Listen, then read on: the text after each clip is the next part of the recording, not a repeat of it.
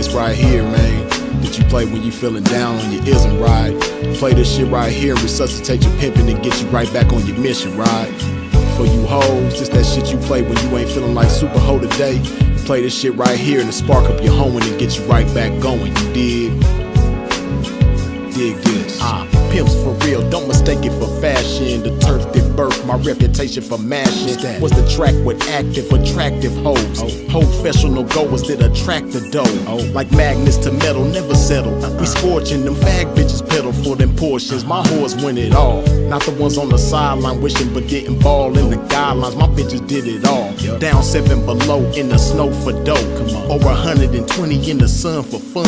They mash for hours, hooker baths, not showers. Bright and early, down and dirty for the cash and power. They gotta get the cash, the towers, and reach it all to a pimp. In my position, I'm all but exempt. These bras not wimps, I'm like them renegade bitches. BFFs with tricks but never getting paid riches. Grenade bitches, they dynamite, blowing up on the pimpin' and missing when the time is right. But when they life gets strife, they see pimpin' shining bright, but they action is life without. Bitch, one strike you out. Can't stop, won't stop. Poppin' pimpin', nigga, can't stop, won't stop. Smashing on these bitches, nigga, can't stop, won't stop. Poppin' pimpin', nigga, can't stop, won't stop. Smashing on these bitches, nigga, can't stop, won't stop. Poppin' pimpin', nigga, can't stop, won't stop. Smashing on these bitches, nigga, can't stop, won't stop. Poppin' pimpin', nigga, can't stop, won't stop. Smashing on these bitches, nigga. See, that's the difference, nigga. The pimpin' mashing for these riches, nigga. Nothing like you master magician, niggas. Smoking mirrors with your game, hella extras to reflect the opposite appearance of a lame. Bitches coming from y'all, I can't rock with those. Tender-footed and rooted in them doctor shows. Soft shoe rituals, minute residuals. Papers on life support, your loots and critical. Something I learned about when running my earned route and working with turnouts is murdering burnouts. Cause knocking one of you niggas for a scarred bitch, that's knocking one of you niggas for some garbage. I'm heartless regardless, empty with sympathy, but banked up to the max with pimpathy. No remedy for me, I'm like this. My life is vice grip, synced in permanent ink. You can't rewrite this. My blood type is P positive, beautifully deposited with a lot of it. I'm popping this shit, and when I pop it so hard I make a trapping ass bad bitch wanna hoe hard. Can't stop, won't stop. Poppin' pimpin', nigga, can't stop, won't stop. Smashing on these bitches, nigga, can't stop, won't stop. Poppin' pimpin', nigga, can't stop, won't stop. Smashing on these bitches, nigga, can't stop, won't stop. Poppin' pimpin', nigga, can't stop, won't stop. Smashing on these bitches, nigga, can't stop, won't stop. Poppin' pimpin', nigga, can't stop, won't stop. Smashing on these bitches, nigga. Come on, pimpin', man, pop that shit. Show these sucker niggas they can't stop that shit. Let these hookers know if they wanna cop that shit. Treat the bag like it's hot, bitch, and drop that shit. Dig. And to you hoes, if you ever took a loss, bitch, show these bitches how to bounce back like a boss, bitch. Let them know that the best way to floss, bitch, is reach that paper to some pimpin' hoe and toss it. Can't stop, won't stop. Poppin' pimpin', nigga, can't stop, won't stop. Smashing on these bitches, nigga, can't stop, won't stop. Poppin' pimpin', nigga, can't stop, won't stop. Smashing on these bitches, nigga, can't stop, won't stop. Poppin' pimpin', nigga, can't stop, won't stop. Smashing on these bitches, nigga, can't stop, won't stop. Poppin' pimpin', nigga, can't stop, won't stop. Smashing on these bitches, nigga.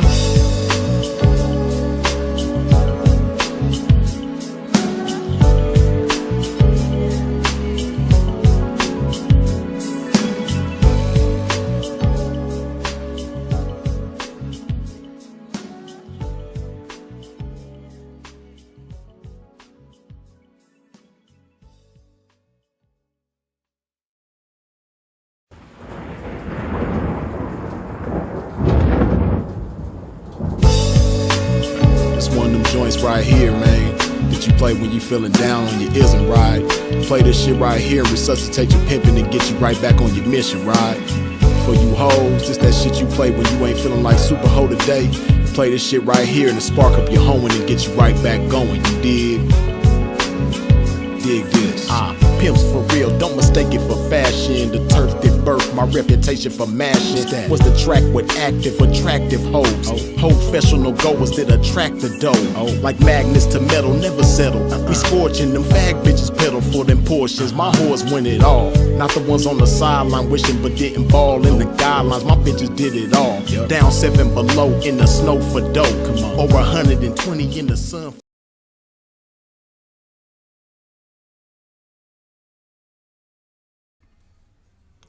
Top of it to the game.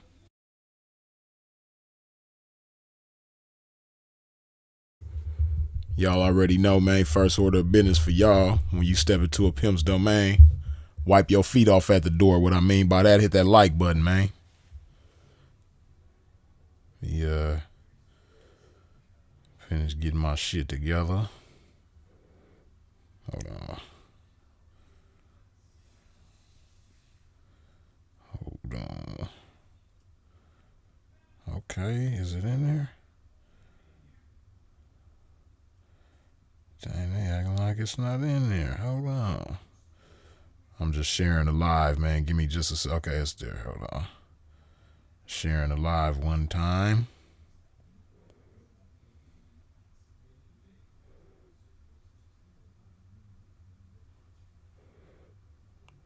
Bam. Okay, cool. Yeah, wipe your feet off at the door when you step into a pimp's domain. Hit that like button.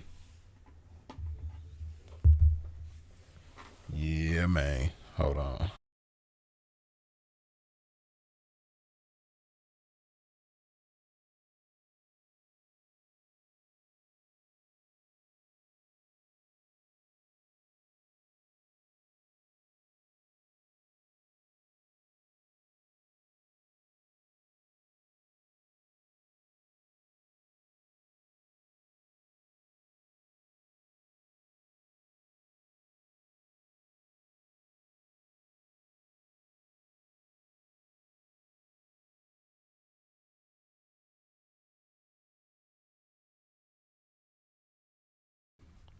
Okay, let's get into this game, man.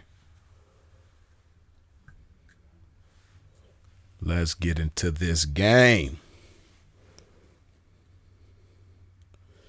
Hold on. One more thing. Wait. Okay, cool.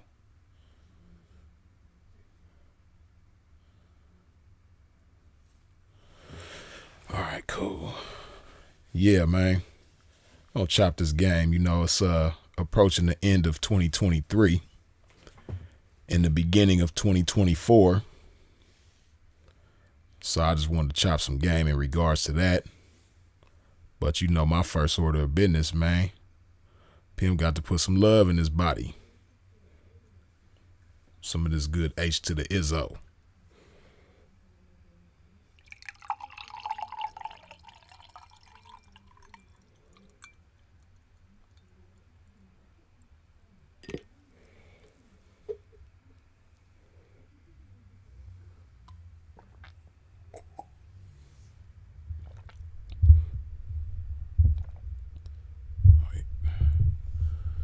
See. Yeah, man.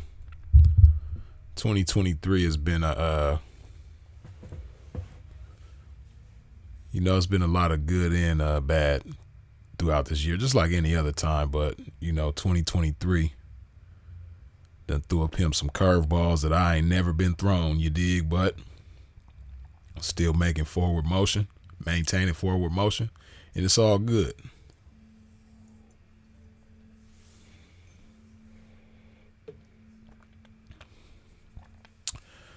Long live Sinful to P, Philip Brandon Gilmore. Long live my uncles, Daryl Murphy Sr. and Dexter Murphy Sr. But yeah, man, it's a beautiful evening. So we gonna chop this game, man. So, things to leave behind. Things to leave in 2023. It's quite a few things to leave in 2023. But see, this is what I want y'all to understand first, right? Keep this in mind while this live is taking place, while we chopping this game. This message is not for everybody. This message is for certain kinds of people. Now, I know that it is possible to, be in certain circumstances and make it work and be happy with that, and it wouldn't be considered settling for you. Like, for instance, right, I know people who, get involved in relationships. I know chicks who've gotten into relationships with a single dad that got, several kids that ain't hers and makes it work, and vice versa. I've seen guys get into relationships with a chick that got several kids that ain't his, and they make it work and everybody's happy and it's all good. There are certain people who are with I don't want to really say dysfunctional people, but people that aren't really initiated in certain ways, right? There's people in relationships with people like that. You got alcoholics that are in happy relationships together. You got all kinds of people, man, that's in happy relationships with each other. So this message ain't for those kinds of people. This message is for the people who want to be better. This message is for people that see a certain type of greatness within themselves that they want to realize, that they want to make their reality, but for one reason or another, they just ain't making it happen. This message is for those kinds of people. This message is for the kinds of people who want to be much greater today than they were yesterday. You dig? So when you hear me saying certain shit, just keep in mind that it might not be for you. If you think it doesn't apply, then let it fly, as they say, right? So as you see from the thumbnail, man, you can probably imagine one of the kinds of things or people that I'm going to suggest that you leave behind, that you leave in 2023, right? And first of all, shout out to the single mothers. I'm not talking about them irresponsible chicks that can't keep a man and got a bunch of badass kids that they don't really take good care of. They feed them and make sure they got food and water and shelter, but they not really being the best example to those kids. They not really teaching those kids right. I ain't talking about them. Shout out to the single mothers that's responsible, that's making it happen, that's taking care of their kids and, doing the best they can and have great intentions for their kids and put their kids first. Shout out to them. This message ain't for y'all neither. You dig? And this what I'm talking about ain't for y'all neither. But hey, man.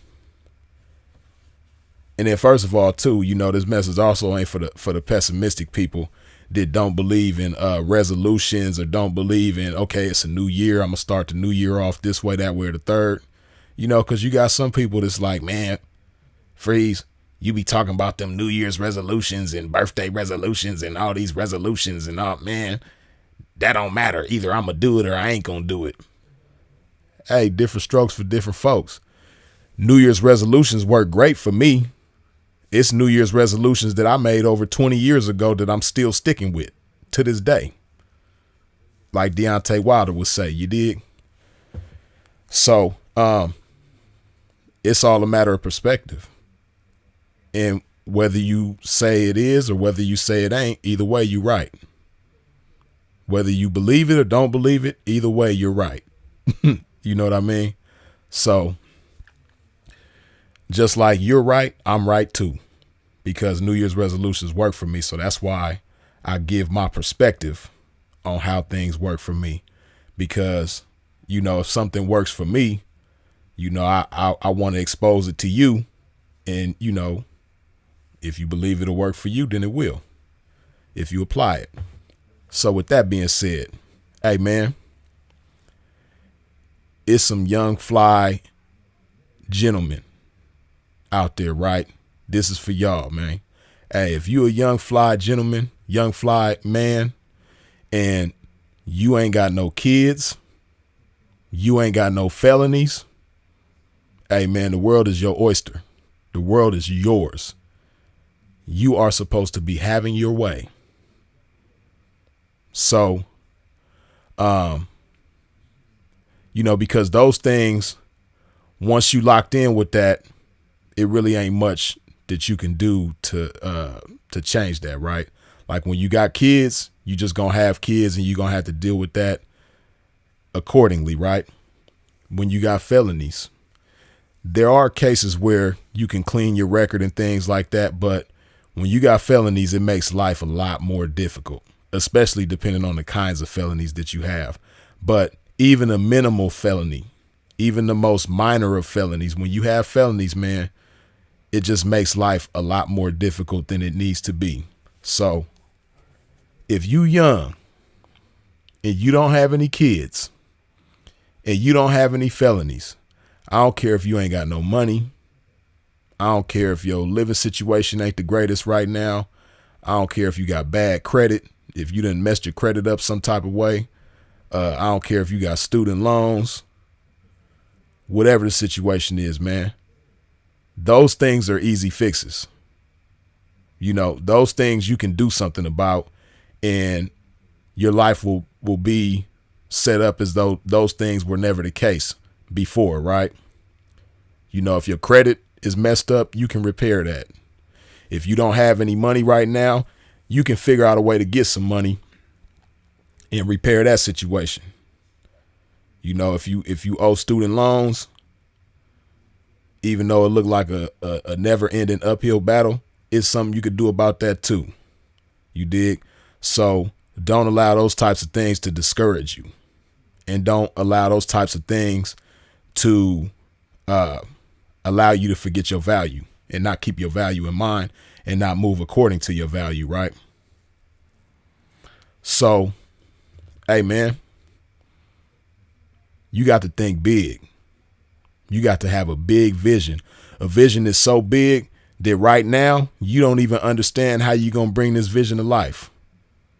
You don't even understand the first step that you're going to take in order to bring this vision to life. You got to have a big, gigantic vision. A vision that's kind of scary to think about. You dig? You got to have a big vision. And see, when you have a big vision, and like I've talked about before, you know, you allow your vision to be your obsession. You know, shout out to C.T. Fletcher. You allow your vision to be your magnificent obsession, right? Hey, your actions, your behaviors, your thoughts, your language, everything is going to be a reflection of that vision, right? Like Lojo just said in the chat, see big, be big. How you see is how you gonna be. If you want to be big, you got to see big. So if you want your life and the things that you got going on to be big, if you want to be your greatest, which you should want to be your greatest. If you young and you ain't got no kids and you ain't got no felonies, you should want to be your greatest. You dig?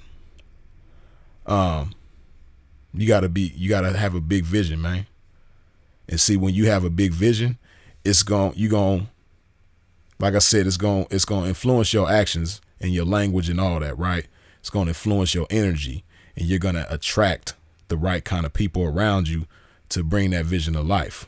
You're going to attract like-minded individuals, and you're going to repel the wrong kind of individuals. You dig? Hey, man, see, when you young, right, this is another thing about when you young. When you young, it's real easy for you to trust people, right? Because you haven't really experienced a lot of bad yet. You ain't really been betrayed like people who are older, like some people who are older than you and more experienced than you, right? So you don't know what it feels like to be stung sometimes. And when that's your case, it's real easy to trust people. And when it's real easy to trust people, it's very likely to trust the wrong people, right? And sometimes you could trust the wrong people and they mean well, but they just not responsible enough to handle your trust accordingly, right? That's just like, for instance, sometimes you can trust the wrong people with your vision, right? And this is a part of protecting your energy. Sometimes you could trust the wrong people with your vision, right? And you letting the guard down on your energy, the energy that you need to fuel your vision. And this the problem with a lot of people, right? A lot of people give you autobiographical advice, meaning advice that is pertinent to who they are, but not necessarily pertinent to who you are, right? So, like for instance, you might have a homeboy or homeboys that got felonies and kids, and you telling them about something that you want to do because you don't have felonies and kids, and you tell them about a vision that you have that you want to bring to life. Not everybody, but there are a lot of people who have felonies and kids that's in your age group that are going to advise you the wrong way. They're going to advise you according to how they would do things and how they see things. But they don't have the freedom that you have. They don't have the power that you have. Right? So they can't go as far as you. They can't last as long as you. They can't be as strong as you. Y'all just ain't the same. But you might trust them because y'all grew up together. That might be your cousin or your brother or somebody, your uncle. Y'all been knowing each other for a long time, so y'all comfortable with each other. And it's not to say that you can't trust them with anything. You just can't trust them with big visions, right? Because they don't understand that you speaking a foreign language to them. So you can't just trust everybody with your visions, right? You want to trust people that have big visions themselves, right? And you can get with those kind of people and work in harmony with each other, be in unison with each other, and make things happen together that you can't or wouldn't individually, right? Tyler, good looking with the $2 holla as always. Blessings. Hit the like button. You dig? But yeah, man, you got to guard your energy. So, when it comes to stuff like that, that's the kind of people you need to leave in 2023. At least that aspect of them. Like I've said before, everybody ain't to be trusted with everything. Sometimes, you got somebody that, is cool to, play basketball with, but just because they cool to play basketball with doesn't mean they cool to talk to about your relationship problems. You know what I mean? Or somebody might be cool. You might trust them to house sit, like they trustworthy to watch your house when you go out of town. They ain't gonna steal nothing, and they gonna protect everything if somebody try to come in there and violate your home, right? But that doesn't mean that this is somebody that's responsible enough to babysit your kids.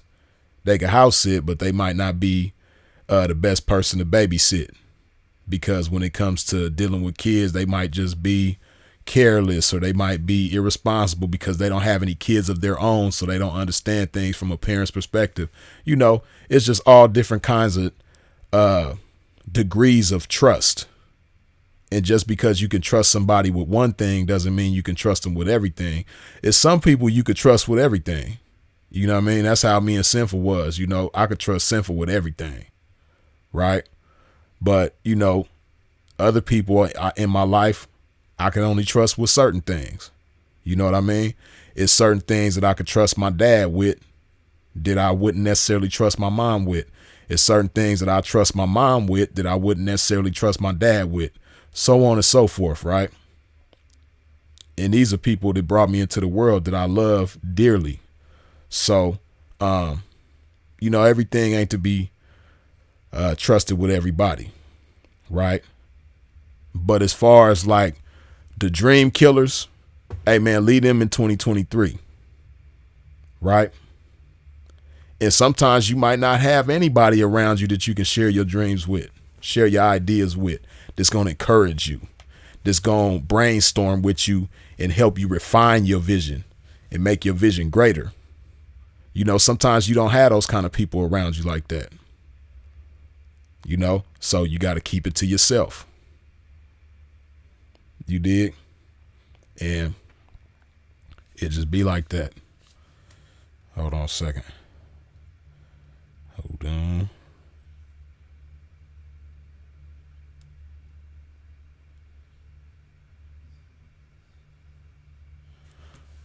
Yeah, but yeah, dream killers, man. You ain't got no business around them kind of people. Also, if you a young man with no felonies and no kids, hey man, them types of chicks. Now, see these, really, I wouldn't advise you to get with any single mother. If you a single man and you ain't got no kids and you ain't got no felonies and your life is just, you got your whole future ahead of you, I really wouldn't advise you to get with no single mothers at all, right? But there's a certain type of single mothers that you definitely don't like, under no circumstance you ain't got no business dealing with, right? And these are the type that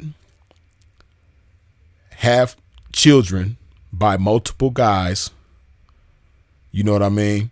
Have never maintained a relationship for an extended period of time. Let me paint a picture for you. You got a lot of chicks out there, especially in today's times. They running rampant now, right? It's a whole bunch of them. And they so easily available. They so accessible. They like grass. They like air. You know what I mean? They like the outdoors. They just everywhere. As soon as you step outside, they right there in your face. Accessible, available, interested. You know what I mean? Trying to have at you. Right? Low hanging fruit. But that don't mean that you need to reach for them and have them and try to consume them and all that, right? But let me paint a picture for you, man. You got these chicks in abundance who have kids young, you know what I mean? Under 30, got several kids by several different guys who they never been in a relationship with,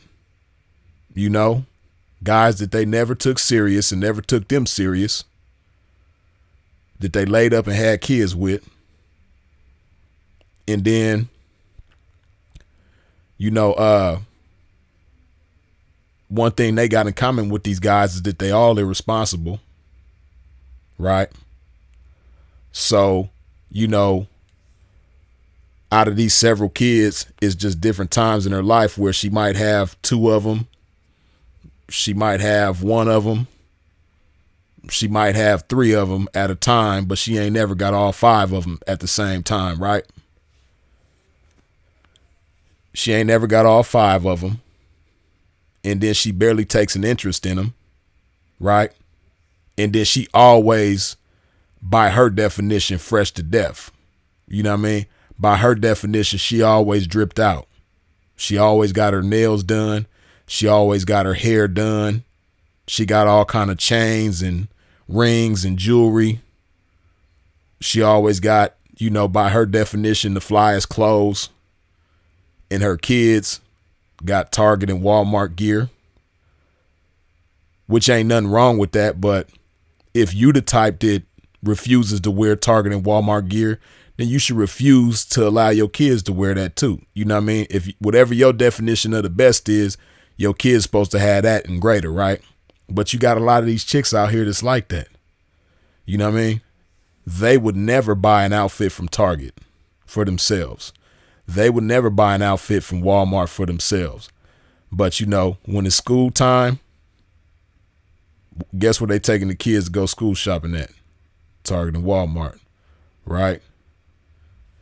She always got a brand new lace front that she spends $600 to $800 on every 2 weeks, every month, whatever. Meanwhile, her kids, if she got sons, they ain't got their hair cut. If she got daughters, they hair is nappy as hell, ain't never done. Got knots and kinks in their hair. Shoes tore up, clothes tore up, dirty.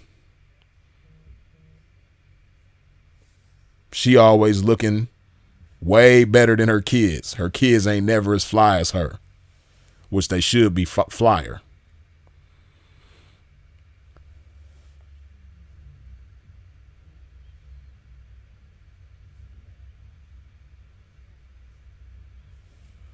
Yeah, so, these types of people, And then the crazy part about it, right? These types of chicks, everything that I just described, right? The crazy thing is these types of chicks be having the highest of expectations, the loftiest of demands, right? Now, think about what I just said. She got 5 kids. She only got 2 or 3 of them that's living with her that she take care of. You know what I mean? She always fresh from head to toe. Her kids ain't never fresh. And, you know, ain't none of they fathers in their life. She don't even know what it's like to be in a relationship past a year. You know, she might be living with her homegirl that's her roommate, or her cousin that's her roommate, you know what I mean, or something like that. But she don't have necessarily her own place, this hers, that she's the queen of the castle, so to speak. And, you know, she might not have a car, and if she do got a car, it ain't the best car, right? But these types of chicks be having the highest of expectations. You know what I mean? You can't have no kids. She don't want a man with no kids. You got to make a certain amount of money, you know, because she don't want no broke dude. You got to have a certain type of car. You can't have an economy car or, you know, an American car. You got to have a foreign car, right? You got to have motion. She ain't messing with no dude who ain't got no motion,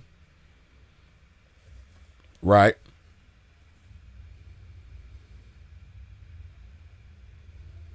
Hold on.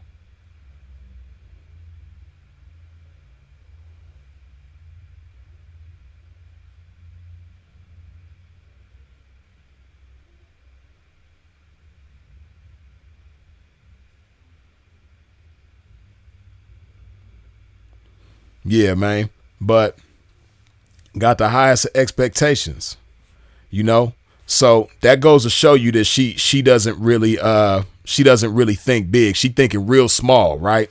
Because hey, a chick like that whose situation is like that, she should be glad that anybody even want to deal with her, first of all, right? And then second of all, hey, listen, it's some lames that got motion. It's some lames with a nice car, ain't got no kids, you know, good credit, you know, fly, got everything going on, but lame as hell, right? You got guys like that who might mistreat your kids if they was alone with them, you know? Meanwhile, you got this dude, he might not have a car, he might not make a lot of money, and he ain't got no kids, but he ain't got no felonies, and he got a vision. You know, when you talk to him, he's not gossiping. When you have a conversation with him, you know, you trying to have conversations about what you seen on TikTok, what you seen on the Shade Room and Hollywood Unlocked and all that. These are the type of conversations you trying to hold with him. He's trying to have a conversation with you about ideas, about goals, about visions. You know what I mean? About how to organize his life, about how to surround himself with the right people so that they can create a mastermind group and move things forward in the most effective way possible. Right? The chick with all these kids and irresponsible as hell, when a guy like that try to have conversations with her, it falls on deaf ears. She don't want to hear that lame ass shit. That's how she looking at it, right?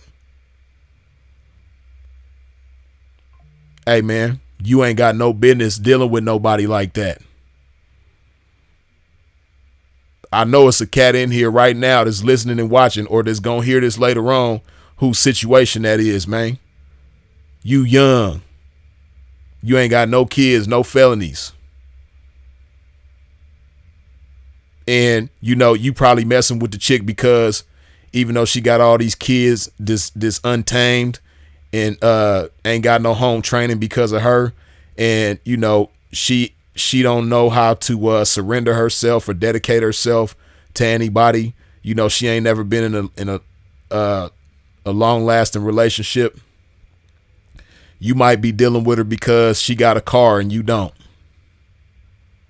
Or you might be dealing with her because you stay with people where your living situation, you can't do what you want there, and she got a place, so you go over there even though she stay in the projects. You know what I mean? You go over there and kick it with her because she got a place that she let you come and kind of have your way with. You can go in the refrigerator and eat whatever you want. You could lay over there as much as you want. You could watch as much TV as you want. Do whatever you want to do over there. So that's why you dealing with her. Because she has certain conveniences that you like. But hey, man, you ain't got no business with that. Not if you have a dream, not if you have a vision, not if you see yourself being more successful than anybody you've ever known. You ain't got no business dealing with somebody like that. Because, it just don't make sense. Like if you stop and look at yourself and then stop and look at her, it don't make no sense, man. So, hey, man, if you're a young cat, no felonies, no kids, hey, man, lead them type of chicks in 2023. Get with somebody that it makes sense for you to be with. Get with somebody get with a chick that's going to inspire you to be better. Right? Like, again, you young, you ain't got no kids, you ain't got no felonies. You might not have the most money, but you might meet a chick that, she eats healthy. So she might inspire you to eat healthy. You probably never thought about eating that type of way because the way that you was raised up eating bullshit. So you don't know anything else. She might introduce you and inspire you in a way to eat better and take better care of yourself. She might be into fitness. So she might inspire you to get into fitness too. She might be the type that likes to read and stimulate her mind and have stimulating conversations. The type of conversations that you've been wanting to have with chicks, but this is the first chick you ever met to be having these kind of conversations. So she might inspire you in ways that you never been inspired. She might spark ideas in your head, to help you refine your vision and, make your vision even bigger than it was to begin with. Right? These are the type of chicks you supposed to be dealing with when you young and you ain't got no kids and you ain't got no felonies. Right? And she might not have the car that she gonna let you drive even when you ain't got a car. Or she might not have her own place. Did she stay by herself and you can go over there and just have a run of the mill? She might not have them type of conveniences right now that you like. But hey, man, she makes sense for you to be with. She's smart. She take care of herself. She's healthy. She's not an irresponsible individual, even though she may not have everything in the world right now. She not irresponsible. She handles her responsibilities. Right? She got a good relationship with her family. She's respectful to her parents. That's the type of chick you supposed to be with, man. Somebody who's not thirsty. Somebody who's not validated by likes and DMs and notifications on social media. She ain't validated by that. She's working to make herself better. So, you need to be working to make yourself better too. And that's who you're supposed to be with. That's who you need to move forward with in 2024, man. Hold on a second.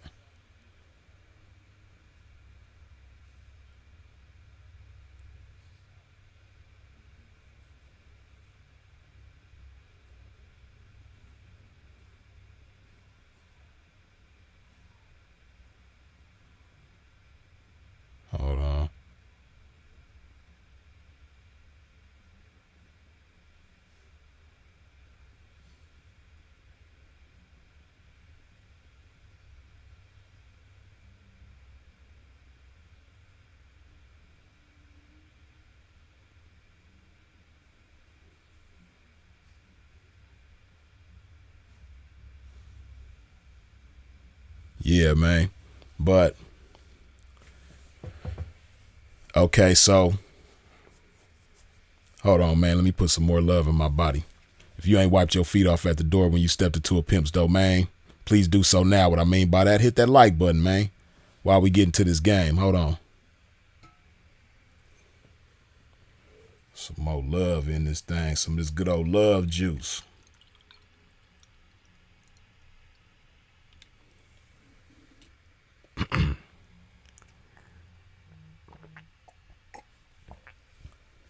So I broke down the type of chick that certain young gentlemen should leave in the past, man. I'm going to talk about something that some very beautiful ladies put themselves through that they need to leave behind, that they need to leave in 2023, right?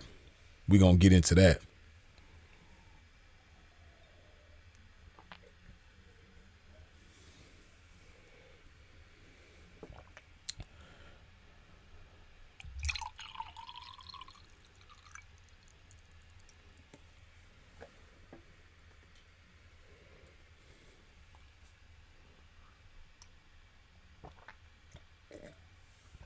Okay. Let's get into this game, man.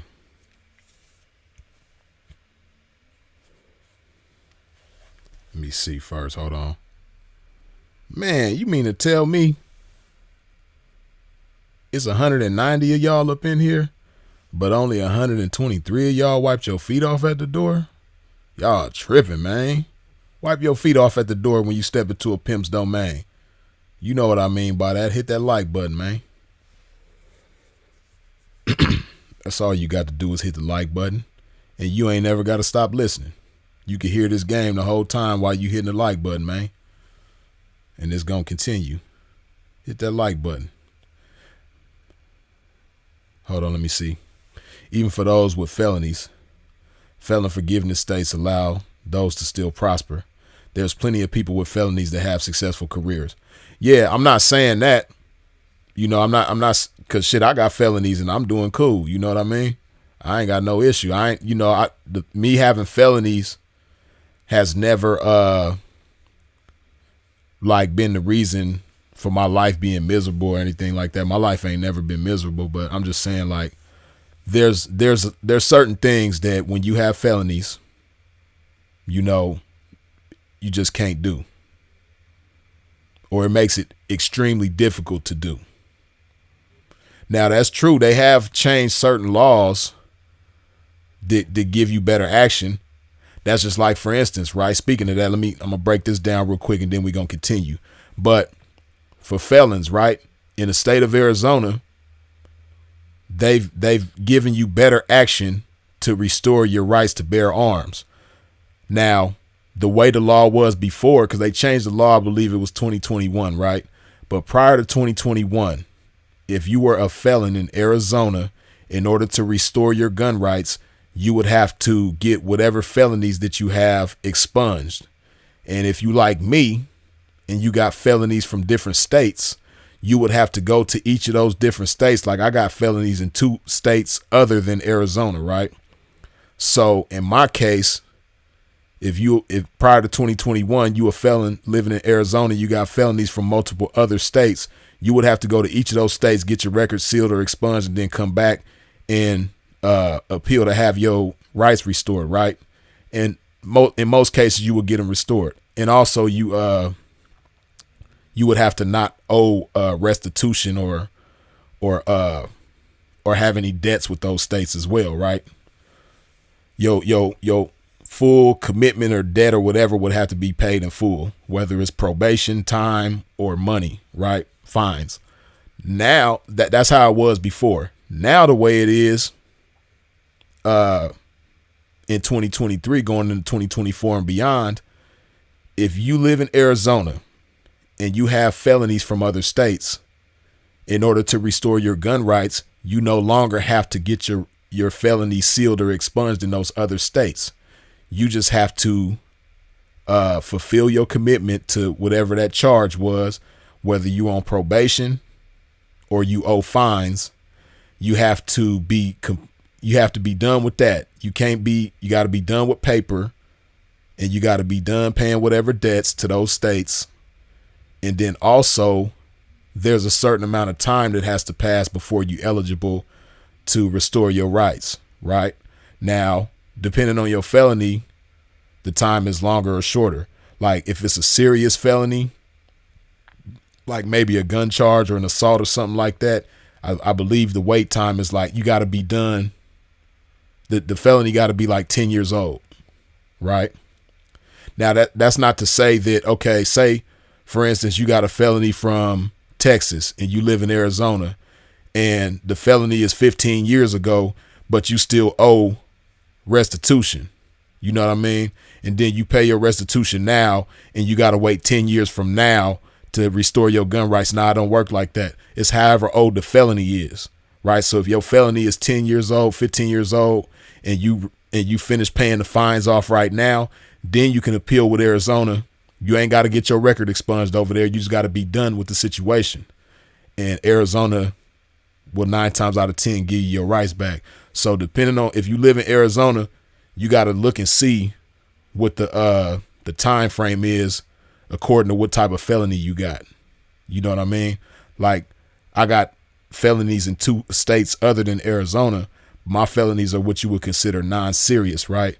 So I think for non-serious felonies, don't quote me, but it's either 3 years or 2 years or maybe 5 years. It's somewhere between 2 to 5 years that you got to be done with the commitment, I believe.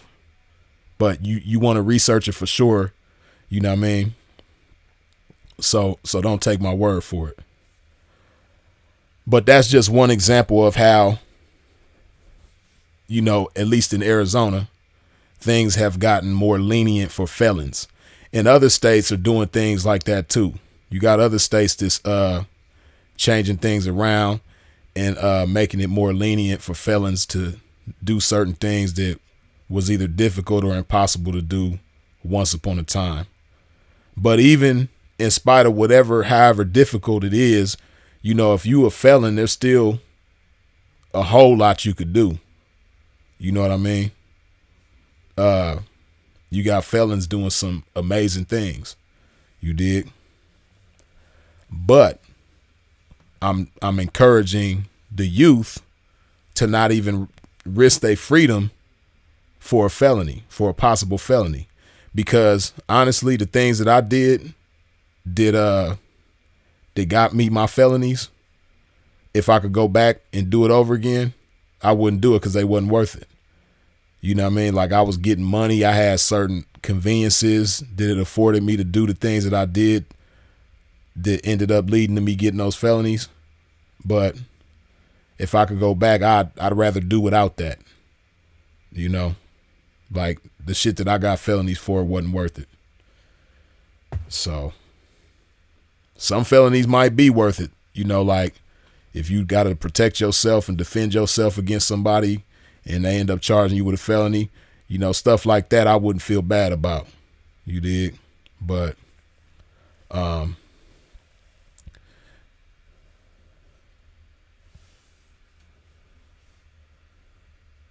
it's a felon calling himself a felon.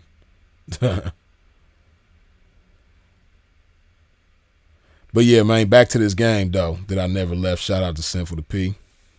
Hey man, it's some young ladies out there, right?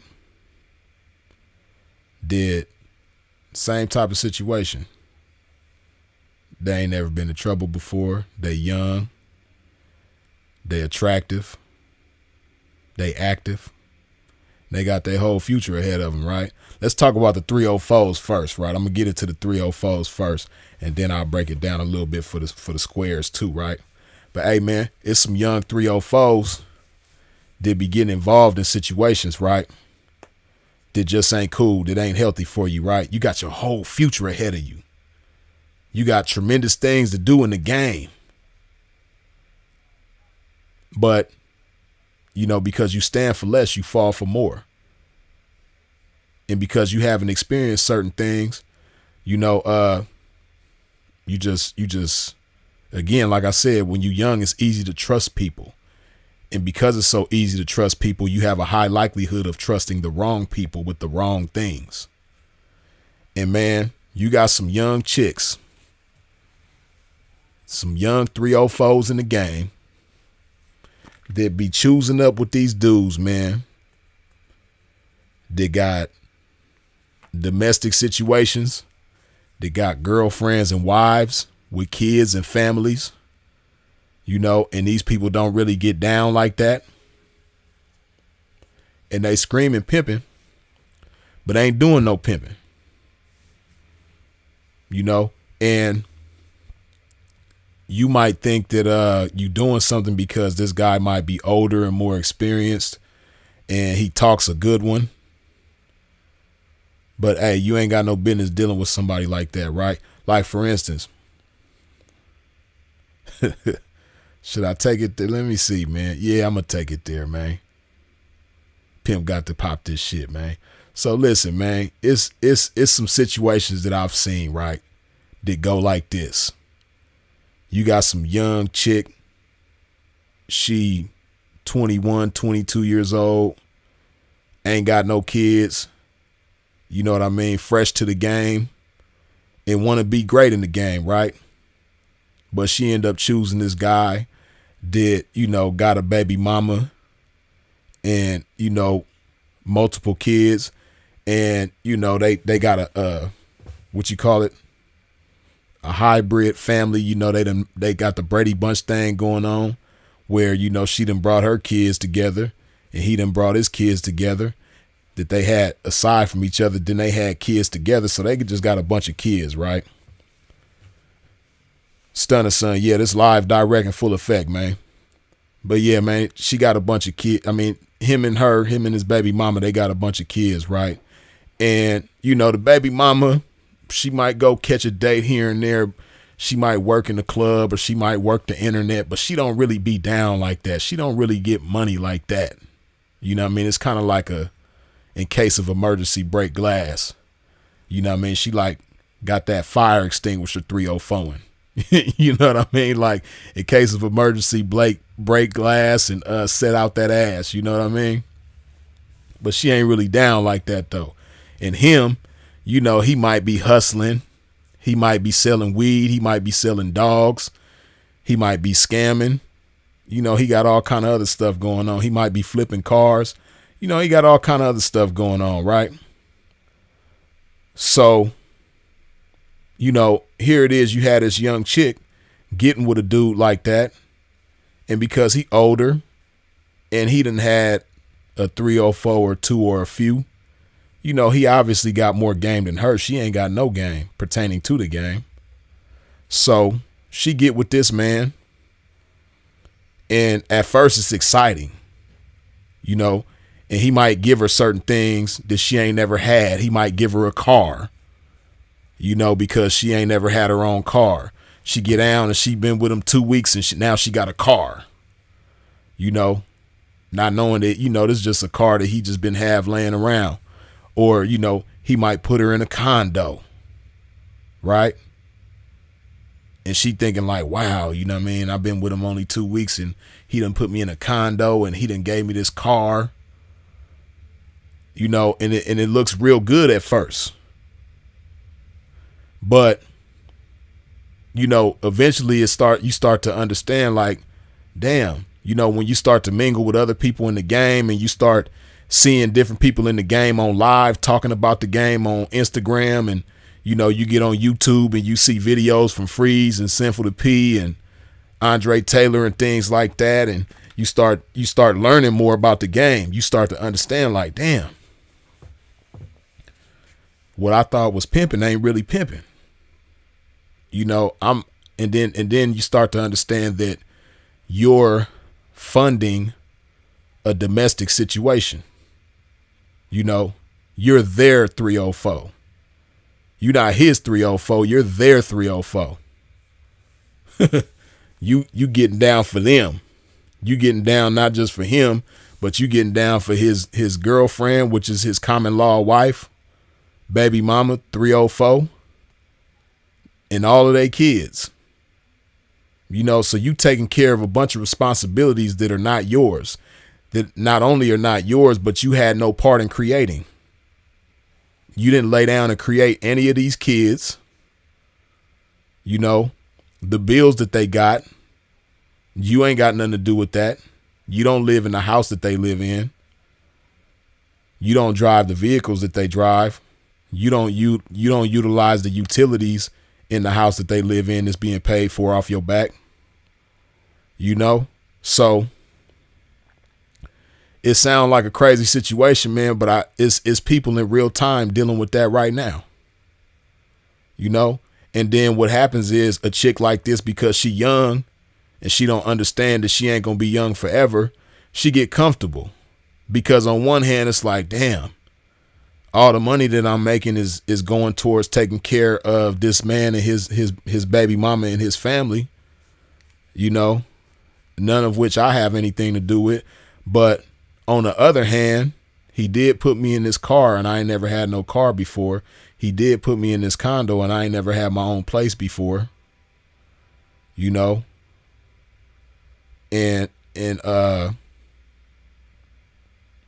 so because of that, she gets comfortable. But what she don't understand is that you're not building anything. You were given a ready-made situation, but you're not building anything. You're not growing. You're not evolving. He gave you just enough game to get down and make some money, but he's not showing you anything greater. Because eventually that shit's supposed to get old. A condo that don't really belong to you, that's only really yours as long as you cool with him, as long as you rocking with him. A car, same situation. It's only really yours as long as you rocking with him. And then the cold thing about it, if you try to choose up on this man, it's different from choosing up on somebody when you leaving some pimping. When you leaving one of these boyfriends disguised as peas, these husbands disguised as peas. They got baby mamas, wives, and girlfriends disguised as 304s. When you leave one of them, it ain't like when you leave a pimp. Because a pimp, he gonna get out there and keep on knocking. It's a revolving door with a pimp. But with this domestic dude, it ain't like that. So he gonna treat you like his dope sack. He gonna treat you like some pounds of weed.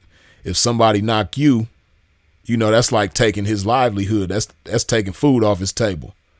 So you can't even blow up on him the way that you would blow up on a pimp, because he ain't having it. He gonna have a problem. He coming wherever you at tripping. Even if you do leave the condo and the car behind, he still got a problem. It ain't that easy. But I say all of that to say, hey, to the young ladies in the game, don't choose nobody like that. Leave that type of individual in 2023. Don't carry that into 2024. Understand your value. You need to choose somebody that's gonna not just bless you with a nice situation, because that's what it is, right? That's what happens with that's what I want you to understand, the young ladies in the game that's listening to this. That's what I want you to understand. There's a difference between choosing a situation that's good and choosing a P that's good. See, you got some dudes that ain't the pimping that can just immediately put you in a good situation. Or at least what appears to be a good situation. A situation better than your current one. Right? But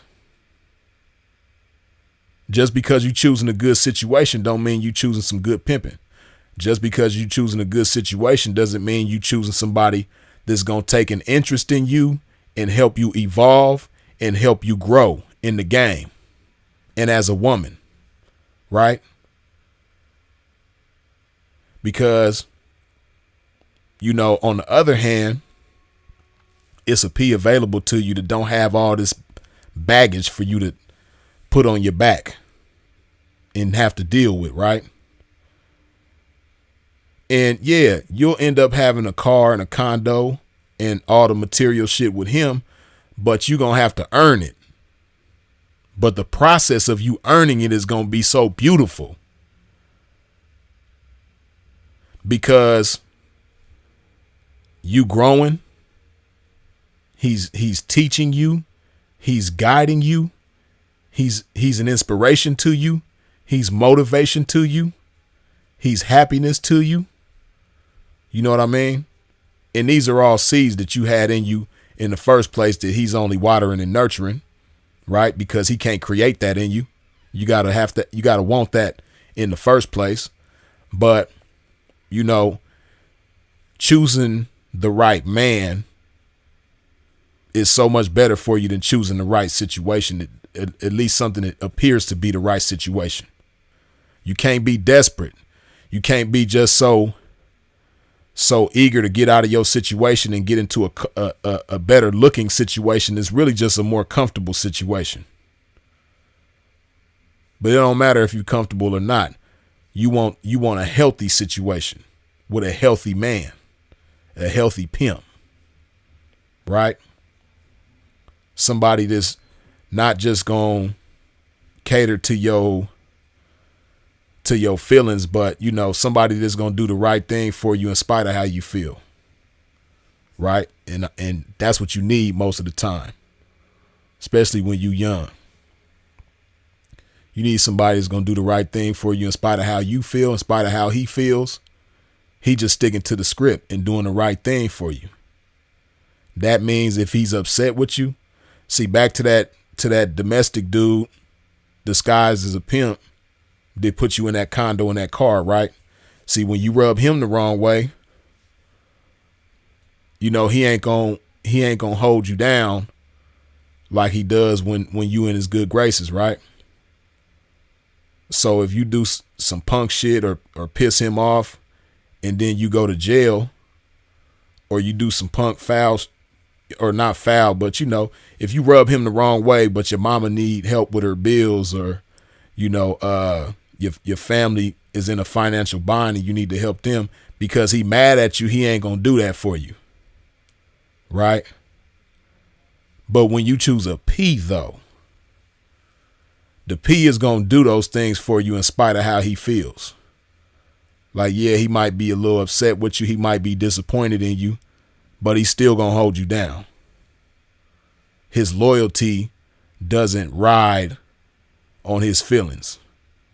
His loyalty ain't a roller coaster like his feelings might be. His loyalty is consistent. His integrity is consistent. So this is the type of individual you need to choose, man. This is the type of individual you need to move forward with in 2023. And hey, man, I got to say this too, right? This is to the young ladies and the young gentlemen. Hey, man, I know you like to feel good. I know you like sensations, right? The sensation of sex, the sensation of notifications from social media, the sensation of alcohol and weed and all this stuff, right?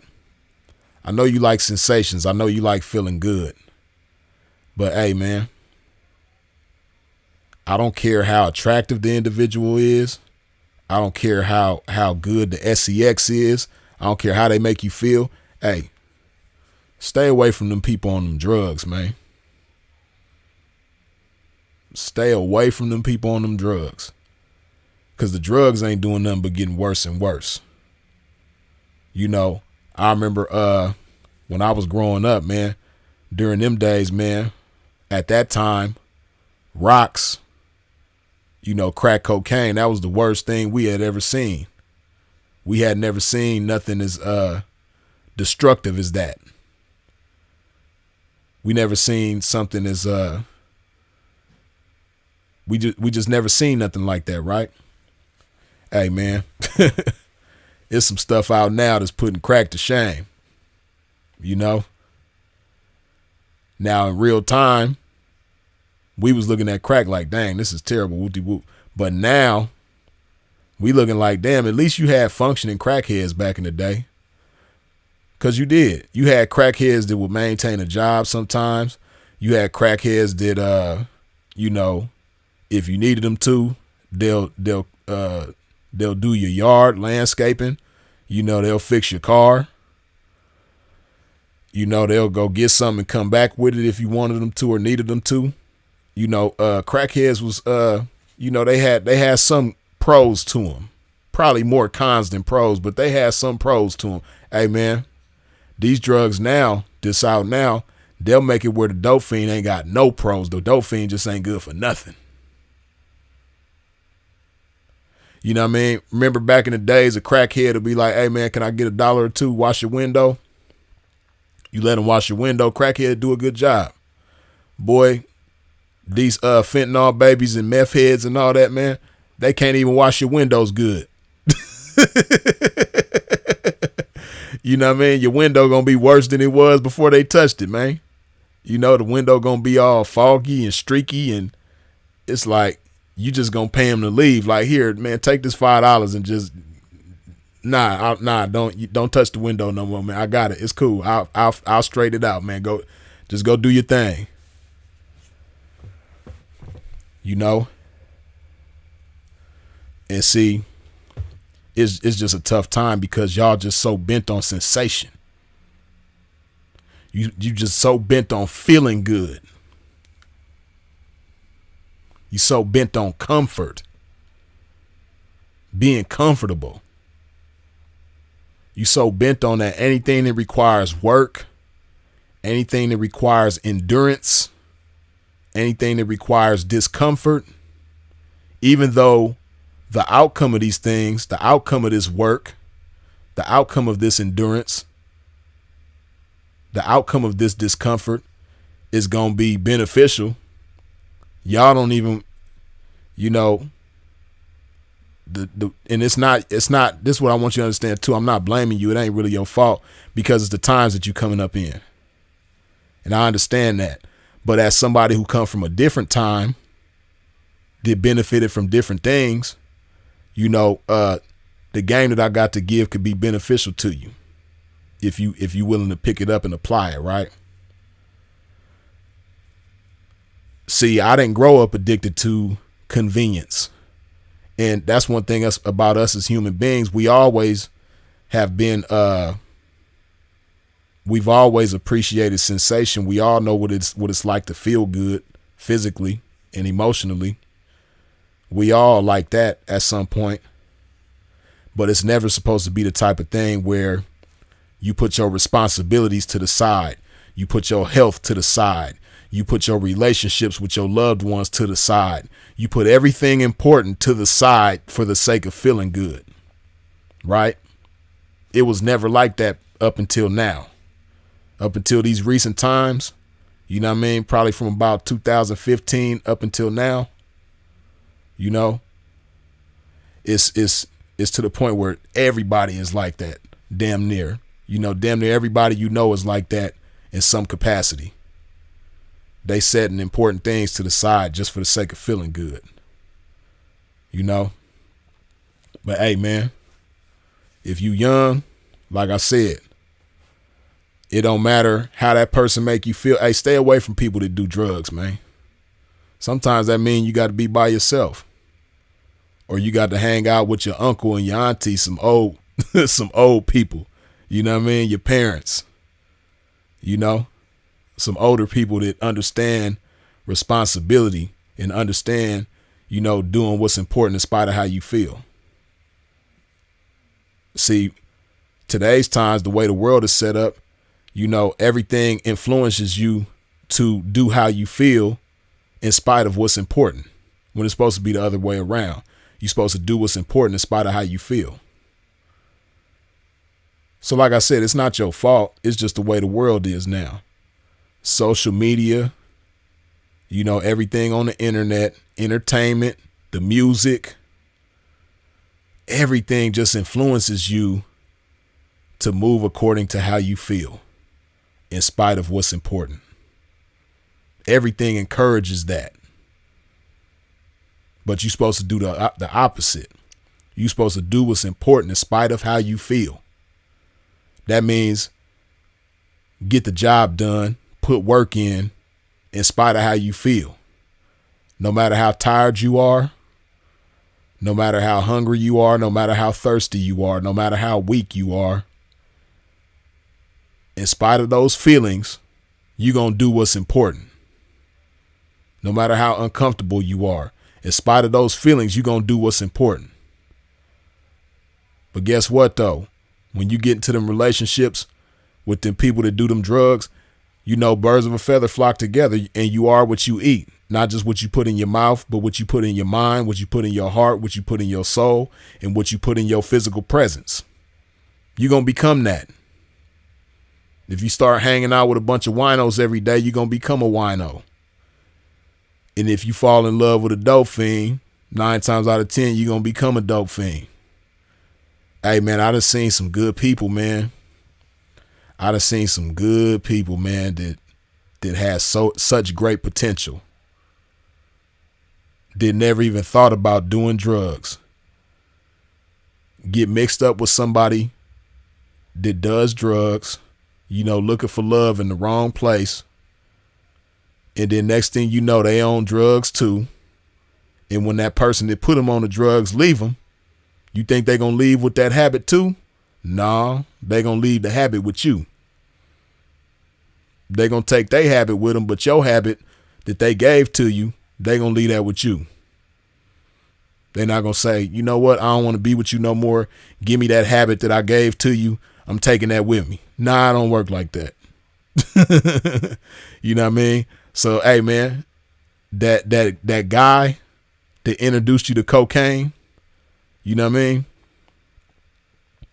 When he leave, he ain't going to take your cocaine habit with him. He going to leave that with you. You dig? Hey, man, that chick that introduced you to that fentanyl, you know, that stuff that make your pain go away and all that. The chick that introduced you to that just make you numb to everything. Hey, when she part ways with you, she ain't going to take that fentanyl habit that she gave to you with her. She going to leave that with you, man. Same thing with all them other drugs, man. That shit ain't it. So anybody that you know, I don't care how fine they are. I don't care how funny they are. I don't care how cool they are. Hey, man, if they on them drugs, leave them alone. And sometimes that means being alone because there's so many people that do drugs, especially when you young. You know what I mean? See, I'm a little older, so, you know, I know a lot of people that don't do drugs, right? Because we come from a different time. But for you youngsters, damn near everybody y'all know do drugs. So if you like the one person that don't do drugs, you like Will Smith on I Am Legend. You know what I mean? Everybody else zombies, man, and you just by yourself. It's just you and your dog, man. But sometimes that got to be the best thing because misery loves company. So if you the type of person that don't do drugs and you young, but you be around people that do drugs, eventually you're going to end up being one of them. For most of us, that's how it starts. I know when I started drinking alcohol, I wasn't just by myself one day or walked into a liquor store and seen a bottle of alcohol and said, you know what? I want to try that. Nah, it didn't work like that. You know what I mean? The first time I ever smoked weed, the idea didn't just pop in my head like, you know what? I wonder what weed is like. Let me go try it. Nah. Hold on. First time I ever tried weed, I was 12 years old. And my homeboy had a lowrider bicycle, man. He had a Schwinn, you know. For those of y'all that grew up in the 90s, man, you know them in 90s on the West Coast especially. If you grew up in the 90s on the West Coast, man, them lowrider bicycles was the shit. Them Schwinn's, you was the shit if you had a Schwinn, right? My homeboy had a Schwinn. We was 12 years old. And I wanted to ride his bike. And see, I didn't have one of them type of mamas, but my homeboy Joe, right? Joe was my best friend at that time. Joe had one of them type of mamas that if Joe at the park, we at the park, he smoking weed. Like one time we at the park, right? Me and my homeboy Joe. We at the park hanging out. And this is before I tried the weed, right? He's smoking weed and he got a 40 ounce of Old English, right? Now, at the time, we was like 12 years old, but I've been knowing Joe since we was like 6 years old, 7 years old, right? I've been knowing Joe since we was real little. So I know his mom too. His mom know me. My family know his family, all that, right? So we at the park chilling. Joe got a 40 ounce in his hand and a joint in the other hand. It's joints, man. It's before blunts. We was smoking zigzags back then. And his mom's pull up to the park, right? And I say, Joe, man, you ain't gonna put that away. There go your mom's. You know what I mean? And he looked at me like he didn't say nothing, but he just gave me a look like, man, what you talking about? You know what I mean? And so Joe mom's pull up, she jump out the car, walk up to Joe, grab the 40 ounce, hit the 40 ounce, and then passed it back to him. This his mom's. He 12 years old. Mom's hit the 40 and passed it right back to him. It was just like, what y'all doing? You know what I mean? So, not long after that, like I said, Joe had that clean ass Schwinn. So I'm like, hey, Joe, let me ride your bike. He like, no, nigga, you got to hit this weed if you want to ride the bike. So at first I was like, nah, man, just let me ride the bike. So he kept riding around. And then finally I was like, fuck it, you know what I mean? And I hit the weed and he let me ride the bike. But I say all of that to say that's my first time smoking weed was through somebody I was cool with, right? Somebody that I had love for, somebody that I put my trust in. You know, that's my first time smoking weed. My first time drinking, I think the first time I drank was at a party when I was in high school. I was at a house party with some friends of mine and I drank some wine, like some Boone's Farm, but you know, I didn't get drunk. I can't really remember the first time I got drunk, but I remember when I got into, like, when it became a thing, when I start, you know, getting drunk on a regular basis, right? When I start drinking to get drunk on a regular, right? Yeah, I think that's when, was I? Well, it's like two different chicks. I'm trying to remember who I started drinking with first. Cause it's this chick I was cool with in New York. Cause I had my 21st birthday in New York, right? So yeah, I think that's really when I started drinking on a regular, when I was in New York. I wasn't really a drinker like that before I went to New York, but I was in New York. I went to New York when I was 20. I turned 21 in New York, and the chick that I started messing with out there, you know, I was talking about this on the live not too long ago, but this is somebody who I was saying, you know, if I had been in the game at that time, she would have been one of my first 304s, right? She was just a chick that was just down for me, down for whatever when it came to me, right? She already was a drinker, her and her roommate. They used to drink all the time. Her roommate was older. She was a year older than me, the chick I was messing with. So I was 20, she was 21. Both of us were Scorpios. So we both I was about to turn 21. She was about to turn 22. And her roommate was like in her upper 20s, like 28, 29 or something. So when I got around them, I started drinking more. And then when I went back to California, by that time, I'm already, I'm drinking on the regular now. You know what I mean? Matter of fact, the roommate, her name was Tanya. Tanya had a boyfriend named Blunt. You know what I mean? Blunt was like a dreadhead type of dude. He was cool as hell though. So we met through them, and then me and Blunt start being cool. Me and Blunt start kicking it. You know what I mean? Blunt used to have me all in the hood. We'll go to different projects in Harlem. You know what I mean? And Blunt was the first person to introduce me to Hypnotic, Incredible Hulk. You know what I mean? For you youngsters, you know what I mean? Y'all don't know about that Incredible Hulk, but that Incredible Hulk was that Hypnotic mixed with the Hennessy. And this is when Hypnotic was like, we didn't even know what Hypnotic was on the West Coast yet. They was already drinking it on the East Coast, but on the West Coast, we wasn't drinking Hypnotic because I had never heard of that shit. You know what I mean?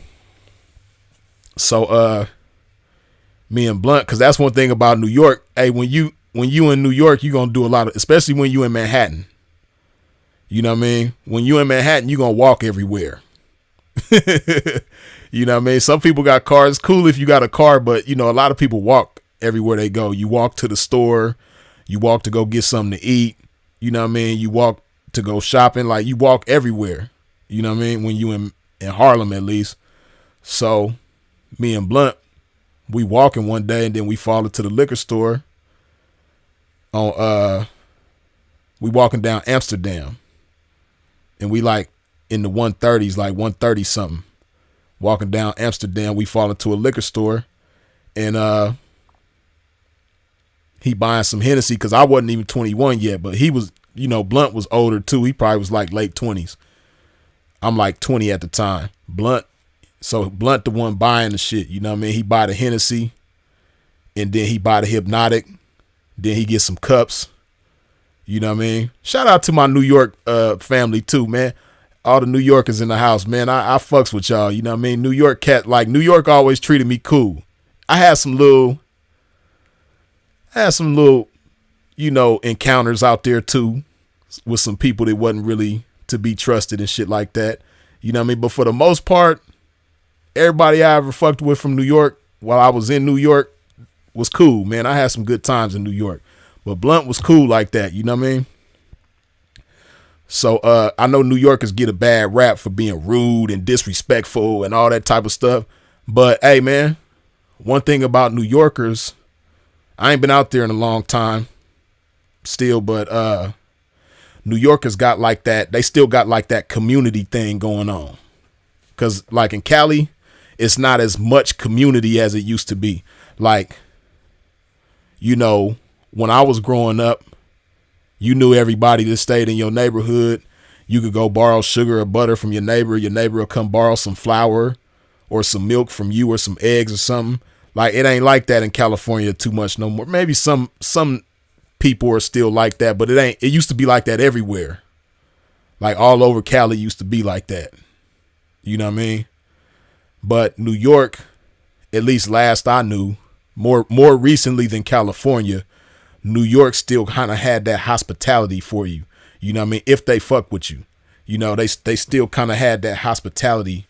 Like, if you rocking with them, they gonna roll out the red carpet for you, man. Like whenever I went to New York, like the homeboys that I had out there, they gonna take you to their neighborhood. They gonna introduce you to everybody in their neighborhood. You know what I mean? Y'all gonna kick it, smoke, drink, fuck around. Like it was just cool, But anyway, Blunt was the first one to introduce me to that Hypnotic and Hennessy. He bought the shit. He got some cups. He got a cup for me, cup for him. And then we walked out, and we just walking down the street, drinking Incredible Hulks.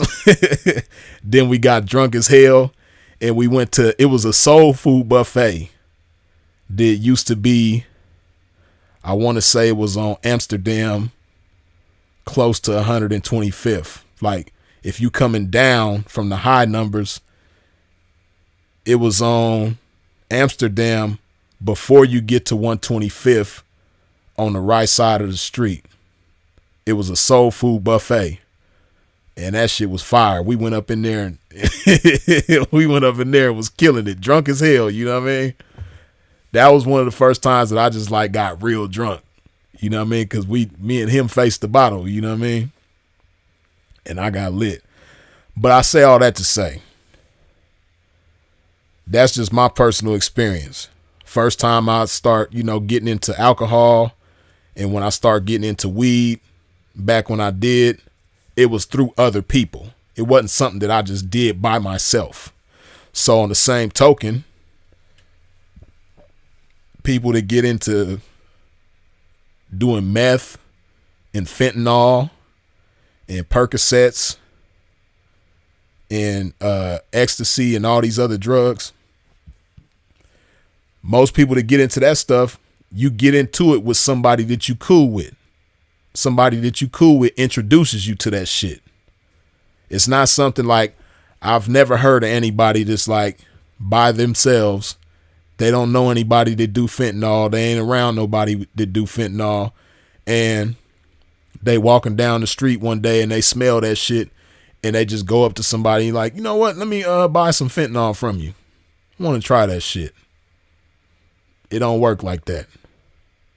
You know what I mean?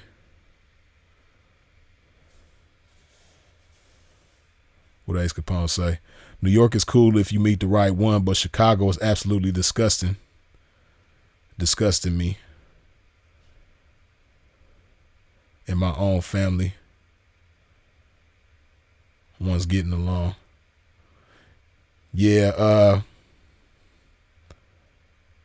Chicago cool too though. You know what I mean? I fucks with the Shy.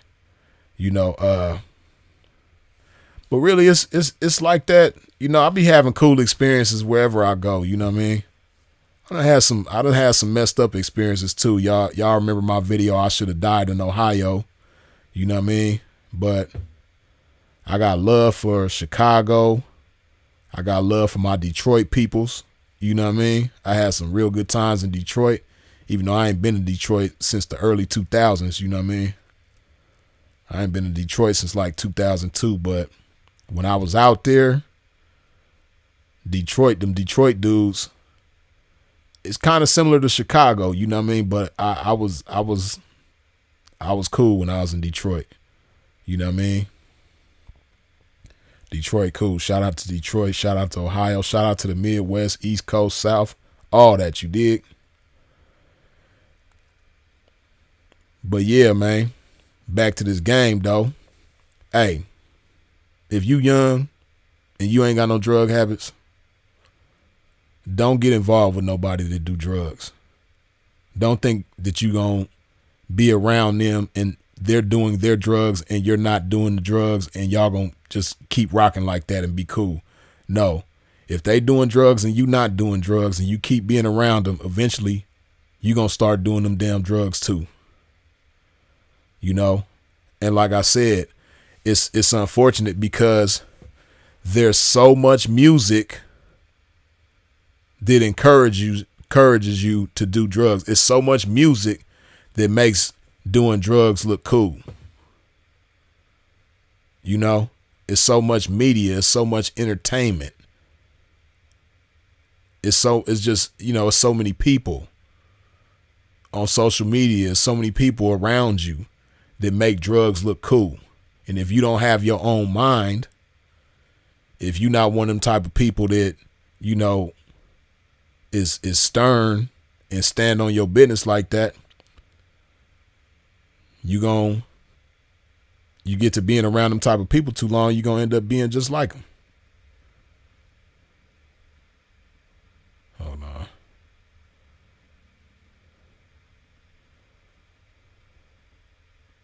Yeah. This is some bullshit. Hold on.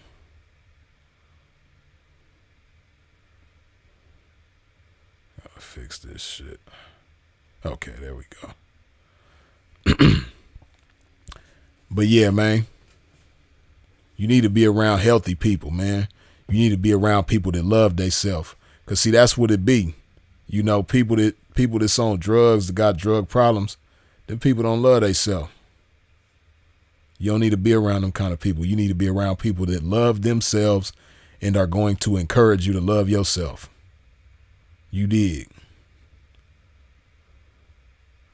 Hold on. Damn. I got all these damn, what's it called? Time limits on my shit. I need to turn that shit off. Time limits on these apps and screens and all this shit.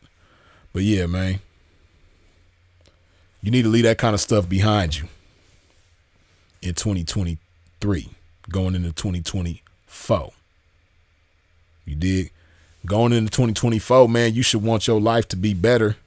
You know, you should want to do better things. Hey, now this is one thing that can be kind of discouraging too, speaking of starting a new year, right? Hey, you don't want to put too much on your plate.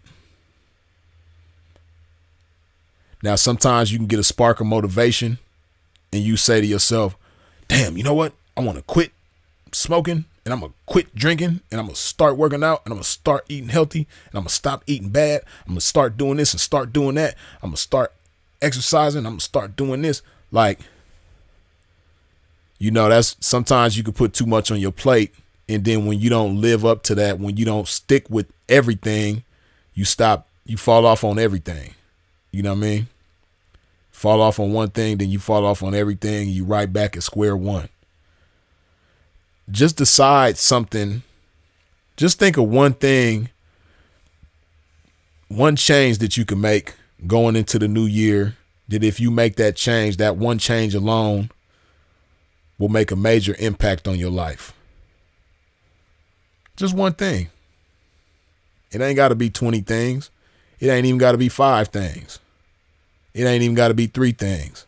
Just make up your mind when it comes to one thing, like one change that you can make, that if you do it consistently, you know, and you stick with that change, it could make a major impact on your life.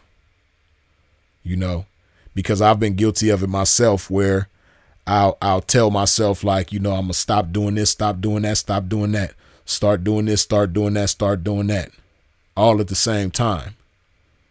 And if I fall off when it comes to one of those things, it's like a domino effect. And I fall off with all of them. And then before you know it, I'm right back at square one. And it's like, it's as if I never started with any of them. You know what I mean? But it's much, you'll be much more effective if you just make up your mind when it comes to one thing. And to each their own, you know, different strokes for different folks. Everything works differently for everybody. But, you know, I'm just telling you what works for me. And I'm a good multitasker.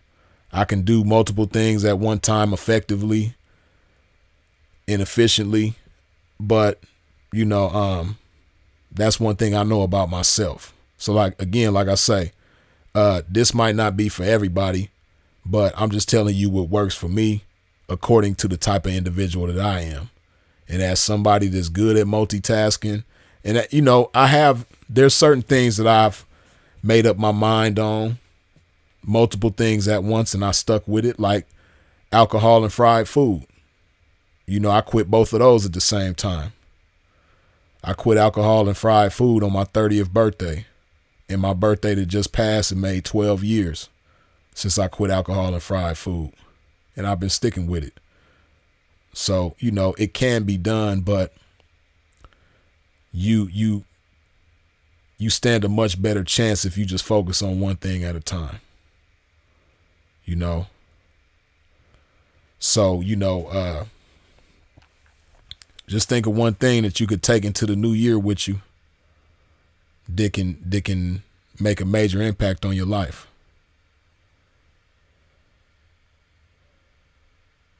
Me, myself, I think one thing that I'm going to take into the new year with me, that I'm going to focus on being better at, is communicating with my loved ones, like close family and close friends, it's certain people that I'll be allowing too much time to pass without talking to, that I need to get better at. You know, certain family members, especially older family members, like, you know, my uncles and aunties that's in their 60s, 70s, and up there in age. You know, I need to be better at communicating with those kind of people. And then my younger family too. I got a lot of younger cousins that's real young that because of the age difference, you know, I'm not as close with as I need to be. You know, so yeah, that's one thing I'm gonna work on, that I'm gonna make my mind up to do going into 2024, is to have better communication with all of my family and loved ones. You dig? Stay better tapped in with all of them. You know, do my best to be like my Uncle Mark. You know, long live my Uncle Mark Murphy, man. That was my first uncle to pass away back in 2009. You know, we got a whole lot of family all over the country, man. And that's one thing my uncle, like, I ain't never seen nobody else that was better at that than him. He stayed in communication with everybody. All of his nieces, all of his nephews. And you got to understand, like, my grandmother had like 30 something grandchildren, 40 something great grandchildren, probably 20 something great grandchildren. Man, my Uncle Mark stayed in touch with everybody. You know, that was one thing that I always admired about him that I didn't have in myself, was how good he was at that. You know, so that's one thing that I need to be better at, that'll make a major difference in my life. You dig? Let's see. Freeze, how did you stop drinking? I just made up my mind. I made up my mind that I wanted to be better going into my 30s. You know, I had some examples in my life that I didn't want to end up like, even though they ended up better too. Like my mom and my dad, both of them were alcoholics when I was growing up. You know, both of them. Well, yeah, I could say they was alcoholics. They both drank real bad when I was growing up. You know what I mean? But they was functioning alcoholics, both of them. You know what I mean? Like, I didn't have them type of parents that was just winos and do nothings and, you know, just didn't handle their responsibilities. Like, both of them, both my mom and my dad, they was always responsible, always took care of us, they kids. You know what I mean? But that alcohol was just real unhealthy for both of them. And not just physically, but mentally, and, you know, in regards to their soul. Like, it just, the alcohol wasn't healthy for them. So I didn't want to be like that. And then not just that, but I had a lot of other people in my life too that were vivid examples of what not to be. So that, and then, you know, that was around the time where I started taking more of an interest in my body, like just taking better care of my body and understanding the value of my body and not taking certain things for granted when it comes to my body. You know, understanding how precious my body is, how important my body is, and what it means to maintain my body and take care of my body. You know, I just started appreciating my body better. See, when you drink alcohol like that, you're not thinking about your body like that, really. You're not thinking about how precious your body is. You know, how complicated your body is. You know, all the working parts of your body and how everything is codependent within your body. You know, it's just so many little intricacies when it comes to your body, you know, that when you go down the rabbit hole of that shit, you start to understand more and more how the things that you put in your mouth are supposed to serve your body, and not just serve you sensationally, but serve you as far as, you know, health is concerned.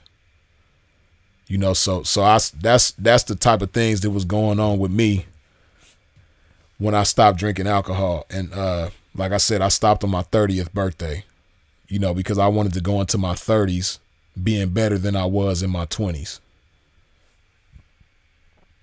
And it was, kind of the same thing with fried food. A lot of the older men, a lot of my uncles and older cousins and things like that, a lot of them start having diabetes and hypertension and all that, high blood pressure and all that when a lot of them started having that in their 30s. And then a lot of them start getting overweight and out of shape in their 30s too. You know what I mean? Different uncles and cousins of mine that was like on swole in their 20s. When they got in their 30s, they start getting out of shape. And, a lot of it had to do with how they was eating and how they was, not taking care of their bodies. So I didn't want to be like that. So I appreciate them for being an example to me of what not to be and inspiring me to be better.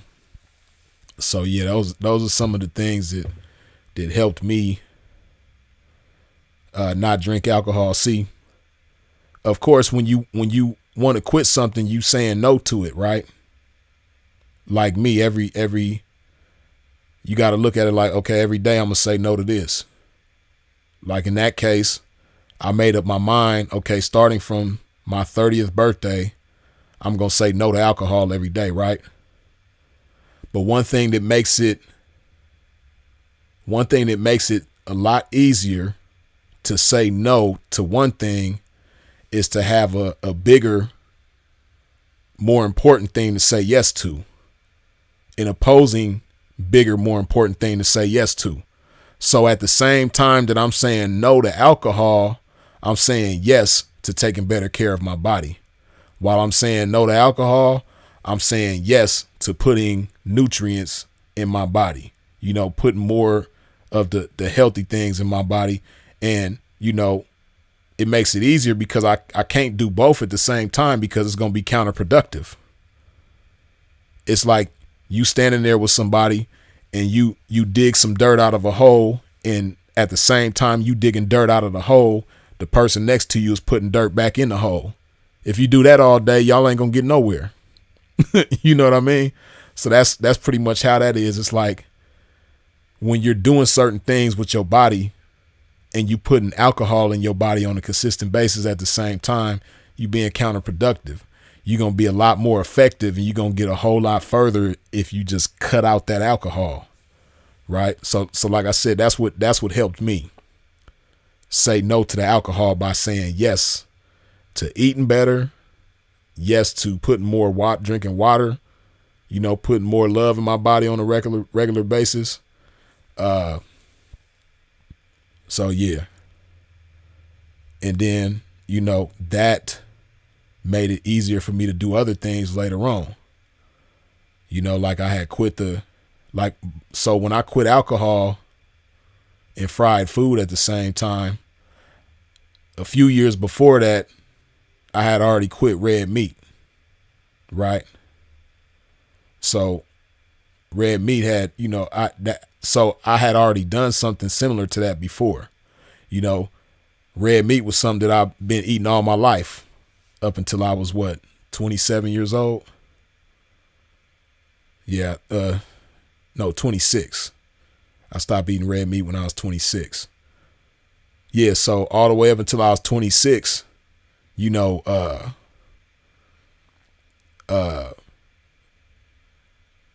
beef, ribs, pork chops, ham, meatloaf, steak, carne asada, all that stuff. I have been eating all that stuff my whole life. And then when I was, on New Year's going into 2008, I just made up my mind I didn't want that stuff no more. And I can't remember exactly, but I want to say I was having a conversation with somebody, or I saw something or something, but I was just however it came to my mind, I had it in my mind that, one, that I would be lighter on my feet, and I'd be, I just have better energy not eating the red meat, which I instantly noticed that difference. But also I was thinking about how, I'm eating red meat every day. Right. And this is why, people that are vegetarians and vegans or have plant-based diets, this is why a lot of those type of people have a tendency to look younger, right? Because that red meat, at least from my observation, in most cases, everybody's different, but for a lot of people, that red meat is going to age you faster. It's going to make you look old faster, and I start thinking about stuff like that, because you got to think about it. If you eating red meat every day, right? Every single day you eating red meat, like I was. Back then I was eating red meat every day. But it takes 72 hours for your body to digest it. You're putting it in your body a lot faster than you digesting it. So you're not giving your body a chance to keep up with your consumption. You're consuming it at a rate that your body can't keep up with, because ideally the way your body is supposed to work, you're supposed to do a number 2 every time after you eat a meal, right? That's the way it's supposed to work. Not long after you eat a meal, you're supposed to go number 2, right? But when you eating that red meat every day, you might go a day or 2 without going number 2. And see, when you're young, you don't really think about stuff like that. But when you start getting interested in your health and things, and start appreciating your body better, you start thinking about stuff like, man, that shit ain't cool. And then when you do go, it's a struggle. When you go number 2, you all constipated and shit. Like, nah, that ain't cool. That ain't cool. That shit supposed to be smooth. You know what I mean? So, yeah. And then before that, the longest thing that I've stuck with is soda and carbonated drinks. I stopped that in 2000. Around this time in 2000, like right before Christmas of 2000, I stopped drinking soda. So I ain't had a soda since 2000. Since the 99s and the 2000s, you dig? You know what I mean? So that's why I could sit here and talk with you about, New Year's resolutions and how they can work for you. And not even just New Year's resolutions, but just resolutions, period. New week resolutions, new day resolutions, birthday resolutions, new month resolutions, whatever it is that work for you. It might be today. It might be tomorrow. Starting tomorrow, I'm going to do this from now on. Or starting tomorrow, I'm going to stop doing that from now on. You know what I mean? It works for me. So like I said, that's why I could talk with you about it. Because I'm an example of how what I'm saying works. You dig? And it works the same way with people too. Let me see. Okay, y'all got the likes looking like the viewers, you dig? But even though the likes is looking like the viewers, because it's always somebody coming and going, I'm sure it's somebody in here that ain't wiped their feet off at the door when they stepped into a pimp's domain. So please do so now. What I mean by that, hit that like button while I put some more of this good old love in my body.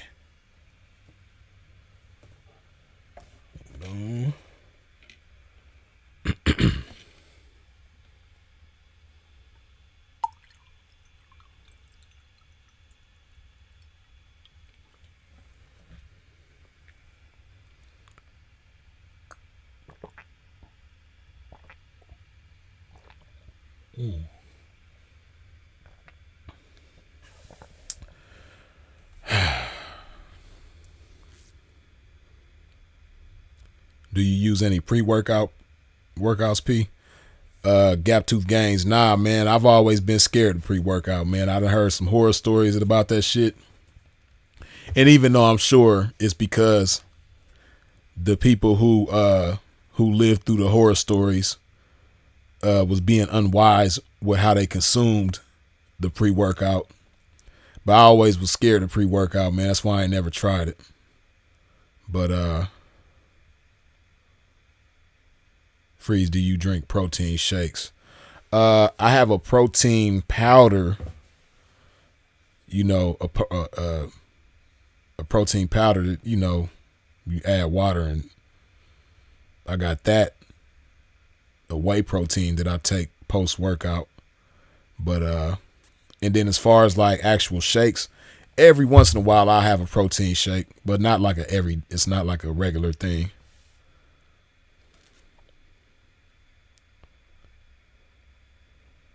Ace Capone say, I been gave up soda. Ask Carla, oldest son. Smoke, but I eat meat and smoke. I appreciate the way he controls and conducts himself. For sure, good looking. This is such a beautiful and powerful live. Thank you for speaking to our youth. Lisa Holland, I appreciate you. Thank you. But yeah, man, you know,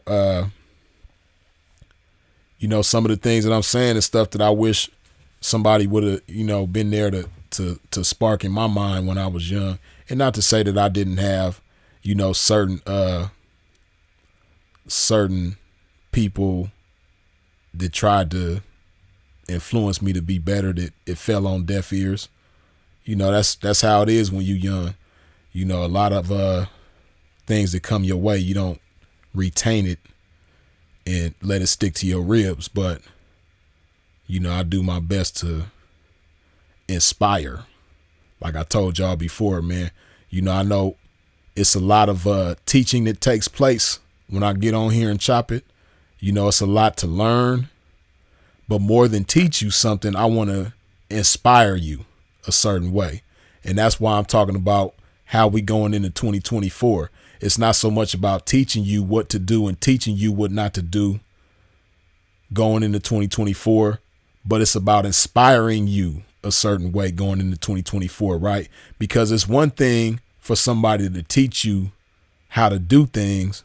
It's another thing for you to learn how to think a certain way, to have a certain frame of mind, you know, because you know, somebody could teach you like that's one beautiful thing about dealing with some pimping, right? Because when it comes to like real pimping, we understand that it's more to it than just teaching a lady how to do certain things. It's more about teaching a lady how to think. Because I could teach you certain things, right? Like, okay, you know, when you talking to a trick, look for this, look for that, say this, say that, don't do this, don't do that, right? And that's cool. And you need that as far as like fundamentals, but it's a next level thing. It's a higher level thing to think a certain way, right? To have a certain like way of thinking. Because when you have a certain way of thinking, you can figure things out on your own. Because, you know, when you have a coach or when you have a teacher or somebody guiding you, you know, they can help you with some things, but they can't help you with everything. And they definitely can't do anything for you. But when you develop that right frame of mind, that right way of thinking, then, you know, which the person guiding you or leading you or coaching you or what have you is going to help you do. When you develop that right way of thinking, then you can figure things out on your own. Right? So that's that way of thinking. That really is just as important, if not more important, than having game itself. Because you can have certain game, but if you don't have the right way of thinking, then the game that you have ain't gonna take you as far as it could with that right way of thinking. you know? Like for instance, right? Just give you an example. It's not so much, it's not as popular in the game now as it was before, but traditionally and historically in the game, most P's, when they lace their peoples, when they lace their students, a part of it would be to express to them not to date black tricks, right? Especially in certain places. Now, also historically and traditionally, when you in certain places getting down, it's inevitable you're gonna have to, she gonna have to date black dudes. But in most places, it was very, very common to teach a chick like, hey, don't date black tricks, right? And this is why. This is the outcome of getting comfortable dating black tricks, right? So I had this one chick, on the West Coast, and she was a turnout. And I had expressed to her not to, date black tricks, and I explained to her why. I broke the whole understanding down to her, right? So she understood what I told her, but the problem was she didn't have the right way of thinking. You know what I mean? So what did she do? She went out there and tried to date black tricks several times. And in her case, it don't always work that way, but in her case, each of these times, it was like within a week, there was like 4 different instances where she tried to date a black trick and something went wrong. One time a dude put a knife to her. Another time a dude strong-armed her and robbed her for her money. Another time it was something else. Another time it was something else. You know what I mean? So, but she kept doing this because, again, even though she understood what I told her about not dating black tricks, but she didn't have the same frame of mind. She didn't have the same way of thinking. So because she didn't have the same way of thinking, she didn't look at it the way I was looking at it. You know what I mean? She wasn't thinking like a 304. She was thinking still like a square, because a square is thinking like, okay, he want to date me, get some money, no big deal, but a 304, see, like, okay, people in the game have a criminal mind, and that's just what it is, right? And I know a lot of squares, have a problem with the terminology of criminal mind. It sounds like something sinister. When a lot of squares, when they hear me say something about a criminal mind, they think I'm talking about something sinister. I'm talking about something evil, or I'm talking about doing wrong to somebody or something like that. But nah. See, I have a criminal mind no matter what I'm doing. And I don't have to be committing a crime to apply my criminal mind, but I apply my criminal mind to everything that I do. Right? Even when I'm talking to you right now, and I'm not committing no crime, but I'm talking from a criminal mind right now. And see, when I say criminal mind, this is what I mean, right? See, one thing about a criminal, when you in the streets, right, and you doing what you do in the streets, you live in the street life, there's so many moving parts that can have an impact on you, right? There's so many things beyond your control that if you move carelessly can cost you dearly, right? So when you in the streets, you have to have a criminal mind if you're going to survive and thrive, right? Because you got to be on point at all times. There's so many things and people that you got to pay attention to. You got to watch how you move. You got to watch how you talk. You got to think about who might see you that you can't see. It's just so much shit that comes with that, right? So with that being said, like for instance, people that have been to the military, they might say they have a military mind or a military mentality, right? Now, when they're, not in the military anymore and they live in their life, they still applying that military mind, like people who've been in the military. A lot of them can be real stern and serious. People who've been to the military, they're real neat. Most of them tend to be real neat. They fold their clothes a certain way. They organize their things a certain way. That doesn't mean that they preparing for war. It's just they were groomed that way by being in the military, right? It's the same thing with the streets. When you in the streets, the streets just groom you a certain way to where now you have a criminal mind forever. Even when you're not in the streets no more and you're not committing crimes no more, you still applying your criminal mind to everything that you do, right? Whether you running a business or even if you work in a 9 to 5, because one thing us criminals understand too, that even though you might be operating in the square world now, it's still criminals out there that might, penetrate your square world and try to do something to you in this square world. You know what I mean? And somebody, like, just picture this, right? Picture this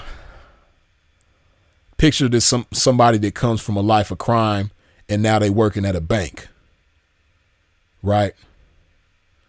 They might be a teller at a bank, or they might be an accountant at a bank or something like that, right? But whatever the case, they working at a bank, right? By them having a criminal mind and being able to see things from everybody's perspective, because that's one thing about a criminal. They're going to understand things from a square's perspective as well as the criminal's perspective and everything in between, right? So, exactly like Mr. PT say, social game. Exactly. That got a lot to do with it. That's a big part of it. But, you might be a bank, you might work in the bank, but you come from a life of crime though. And you might not have been a bank robber, but you still come from a life of crime. You might not have been a robber at all, but you come from that world, right? But now you working in a bank. And, if somebody's coming in there plotting, you going to pick up on it before anybody else in there pick up on it, before the security guard pick up on it, before the police pick up on it, before the bank manager pick up on it, before the tellers pick up on it, before any customers that's in there pick up on it. You going to pick up on it because you paying attention to everything, and you understand psychology.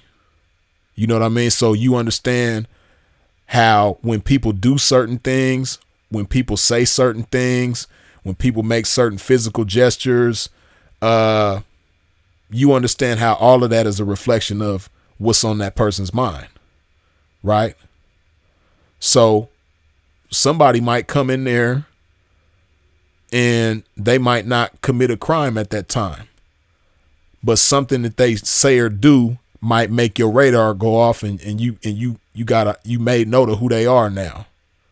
You know what I mean? So if you see them in there again and they on the same type of time, you taking notes every time. You like, this they up to no good. They own something. You know what I mean? So that way, if something happens, you've been ready for it with that individual. You know what I mean? Because you understand where they coming from, because you got a criminal mind. You dig? So that's what I mean by, I say all of that to say, it's one thing to have game. It's one thing to have information, and that's important. That's crucial. But it's another thing to have a certain way of thinking, right? Now, I'm not saying that a criminal mind is the best type of mind to have. I just gave you another example of a military mind. You know what I mean? Now, a military mind and a criminal mind may bear similarities, but they're not exactly the same. You know what I mean? And there's things that somebody who's been in the military before may pick up on that I won't pick up on, and vice versa. You know what I mean? So, but really, it depends on what you want to do with your life. But whatever you want to do with your life, you want to have the right way of thinking pertaining to that. If you want to be in business, you have to have a business mind. And, there's certain people that may have information. Hey, man, it's a whole bunch of them on the internet right now. It's a whole bunch of people that can read something, right, and retain some information and then get on here and repeat it to you. And some of the information that they repeating on here to you may be some good information, but they don't have any idea about how to apply that information because they don't have a business mind. So they can get on here and talk some good business game to you, but they haven't put any of that game to use because they don't have the mind for it. They don't have the way of thinking for that. You know what I mean? They might be good at retaining information. They may be good at communication, but they ain't good when it comes to action, when it comes to applying that information most effectively with a business mind, a business way of thinking. You know what I mean? Hey, it's a whole bunch of cats to get on here and try to give you or do give you dating advice. They get on here and, it's a lot of chicks that get on here that give other women advice about how to deal with men. It's a bunch of guys that get on here that give other guys advice on how to deal with women. But hey, man, a lot of them people don't know what it's like to make use of the information they're giving you because they don't have the right kind of mind for it. Prime example, somebody can hear some information and it sound good, and then they get on the internet and they spit it to you, right? Like, for instance, you might have a dating coach get on here and they telling guys how to deal with women, right? Single guys. They telling single guys what to look for in a woman. They telling single guys how to date women, what you should do on the first date, things to look for when you meet somebody that you thinking about dating, avoid this, embrace that, so on and so forth, right? But this person, they ain't never been in a healthy relationship at all. They ain't never had a relationship last 6 months. And they might be older. They might be in their 40s, 50s, but just ain't never had a successful relationship, a healthy relationship, a harmonious relationship where not only themselves, but the person that they was with benefited. Right? And if they did part ways with each other, they parted ways with each other better than they were when they came together initially, right? It's a lot of people with good information that don't have the experience to match it because they don't have the way of thinking.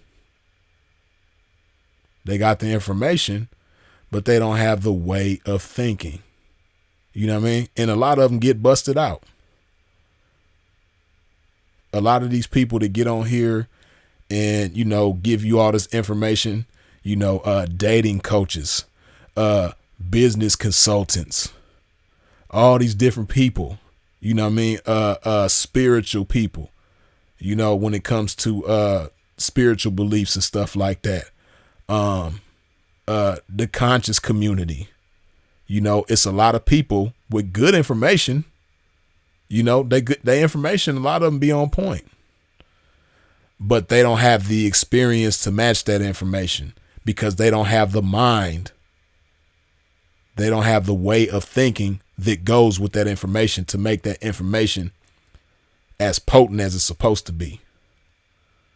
That's what it is. The information ain't as potent. It ain't as potent as it's supposed to be without that right kind of mind. You know what I mean? It's like putting a 4-cylinder engine in a Ferrari. Right? Now, a Ferrari got a certain type of engine, right? And with that being the case, everything else, every other part of that, every other mechanical part of that Ferrari is built to work with that engine. Right? So on one hand, you have the engine, and then on the other end, you have all the other mechanical parts. You have the wheel alignment. The wheel assembly that goes with it. You got the brake system. You got the transmission. You know what I mean? And every other part, every other mechanical part that works with the engine to make the car move the way it's supposed to move, right? Now, if you take an engine from a Honda Civic and put it inside that Ferrari, it might move, but it's not going to move the way it's supposed to. You know, it's not going to be as fast. It's not going to be as strong. It's not going to be as swift. It's not going to be as agile because it doesn't have the right engine to go with it. All these other parts, all these other mechanical parts that go with that car weren't set up to work with a Honda Civic engine. It's set up to work with a Ferrari engine, right? So on that same token, you know, the engine is the way of thinking. And all the other stuff around the engine, like I said, the brake system, the transmission, the tires, the wheels, so on and so forth, all that stuff is the information. You know, so the better your way of thinking, the better the information works for you. If you put a small ass engine in a Ferrari, you might move, it might roll and do a little something, but it works a lot better with the right engine. And the right engine in your life is the right way of thinking. You know what I mean? So it's cool to learn. It's cool to retain information, but just understand what it means to have the right way of thinking. You know, and a big part of having the right way of thinking is being inspired. You know, being inspired to be better, thinking bigger. You know, a lot of y'all give up too easily when you face adversity, when you face difficulty, when you face challenges. You know, a lot of y'all gonna give up because people let you give up all your life. You know, when your mama or your daddy was teaching you how to ride your bicycle and you fell down that first time and didn't want to get back on the bicycle no more, you know, because you didn't get it the first time, you know, your parents just was like, oh, okay. You didn't have that parent that was like, nah, get your ass back on this bike and we gonna keep on. You know, even something as simple as tying shoes. When you was 5 years old, you tried to tie your shoes the first time, you didn't get it, and you got frustrated and start crying, and then your parents was like, oh, okay, let me just do it for them. You know? So now you done grew up into this adult that every time you face a challenge, every time you face difficulty, every time you face adversity, you quit. In them situations, it don't matter how good your information is. You ain't got the right type of way of thinking, and you ain't got the right type of heart.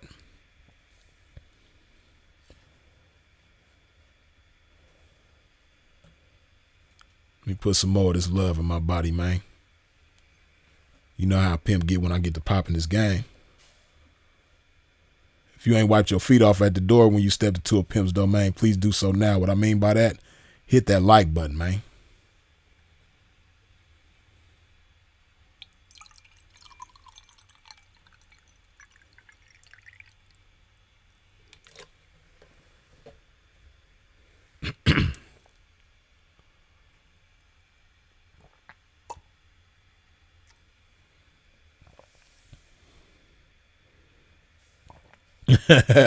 Surcharge, you stupid.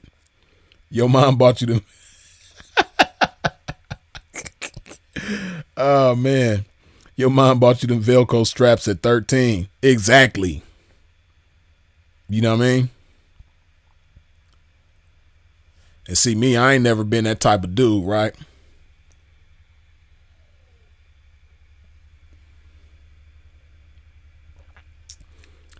This is the type of guy I am, right? See, Freeze was cool to grow up around. You know what I mean? If you was a kid and you had Freeze at any point in your life, man, it was beneficial to you for sure. One thing I ain't never been was a coddler. One thing I ain't never been was a babyer. None of that, right? I'll never forget, my baby mama was pregnant with my daughter, right? She about to bust. My daughter gonna come any day now, right? We go to this little, it's something like an amusement park during the Halloween time. You know what I mean? So my baby mama, she pregnant. She damn near 9 months pregnant, right? Her son is 4 years old at the time. Her oldest son. He 4 at the time, right?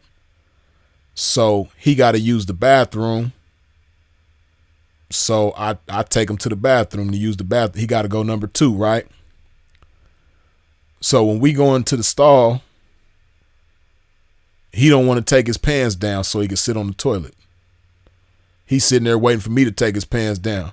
I said, man, take your pants down, man. He trying to get me to do it, but I'm like, nah, you could do it, man. Take your pants down. So he take his pants down. He sit on the toilet. He go. Now it's time to wipe himself. He want me to wipe him. I'm like, nah, man, you 4 years old, man. You a big boy, man. You need to wipe yourself. So after some little wrestling, I get him to do that. He do all the hard shit. Well, not hard, but you know, the the hardest of the task, right? After he done with everything, now it's time to pull his pants up so we could go. He don't want to pull his own pants up. He having a fit about that. I would have thought he had a fit about pulling them down or wiping himself, and he did all that, but he started throwing a fit when it come to wiping himself.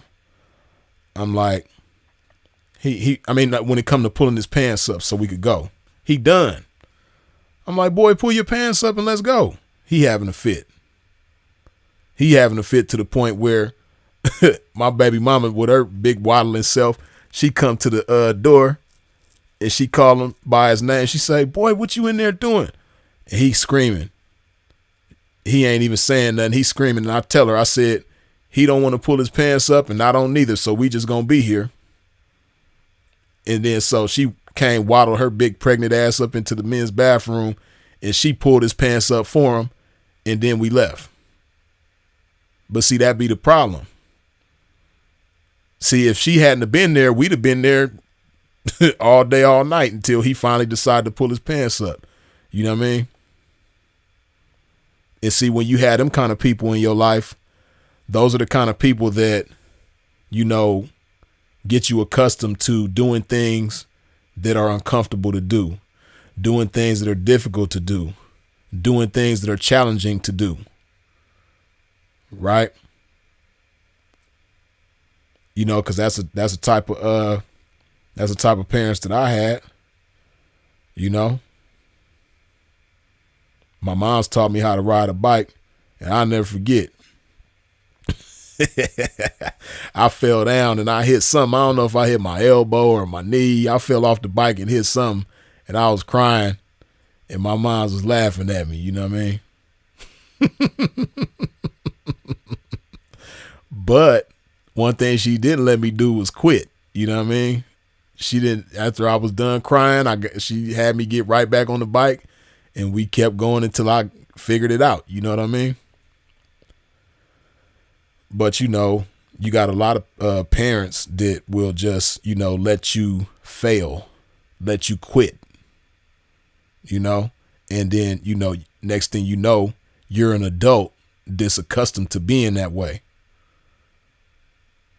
So, in the face of adversity, in the face of challenges, in the face of difficulty, you just quit. But see, that's why it's important to be groomed in that way from your youth, because it helps you with your self-esteem. It helps you understand your abilities and to, apply effort and do your best to be your best. You dig? So all of that comes with, thinking right, having the right way of thinking along with the game, along with the information, having the right way of thinking.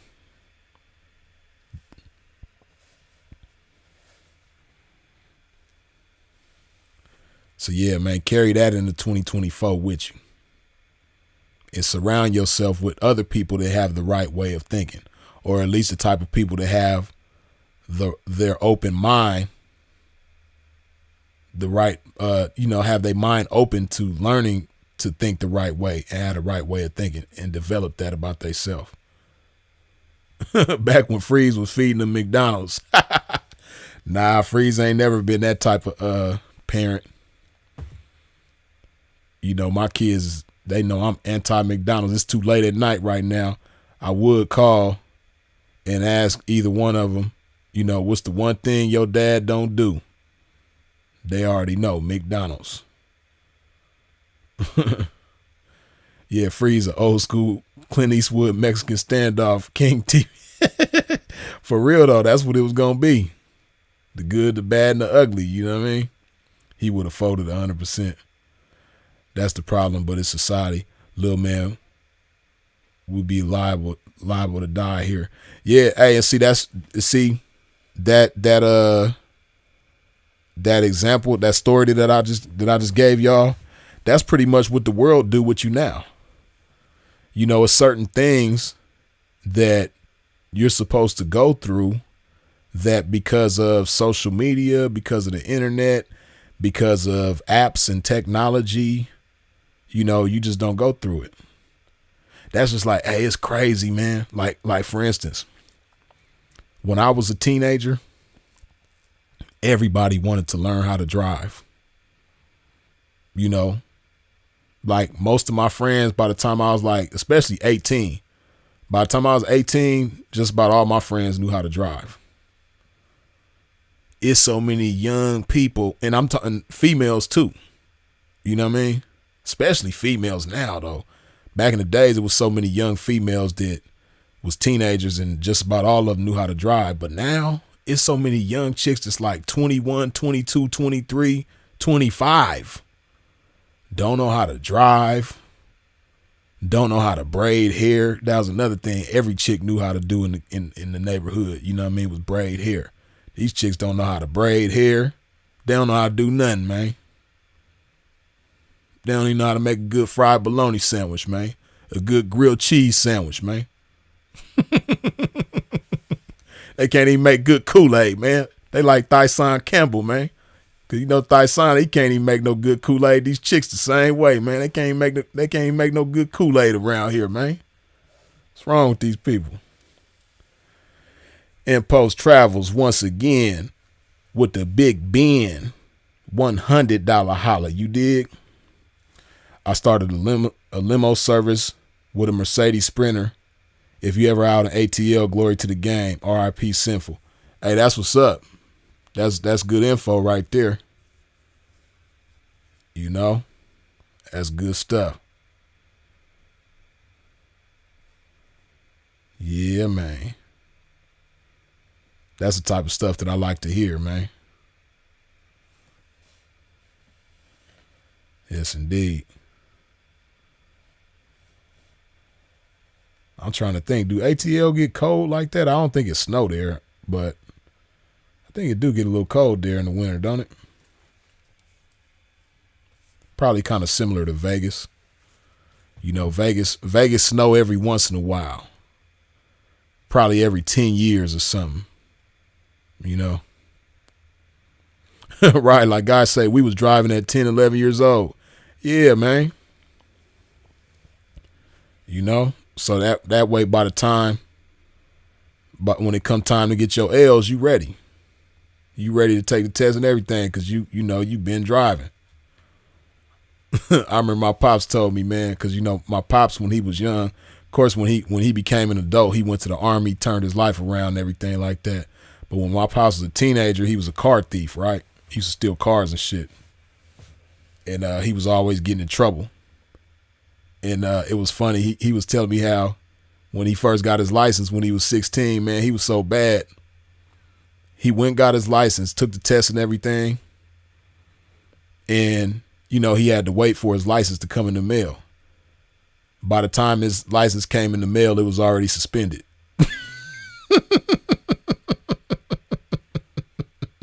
Shout out to my pops, man. But yeah, that's how he was, man. He was moving real fast. You dig? L's was already suspended before first time getting his L's.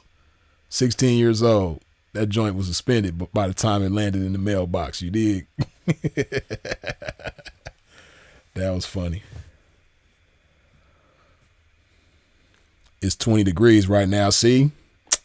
Pimp cool on all that type of stuff, man. 20 degrees. Sheesh. Cool, man.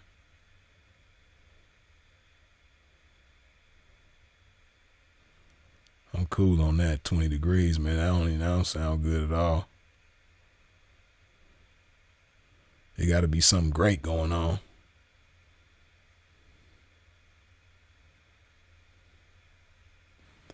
Sir Charles say, freeze.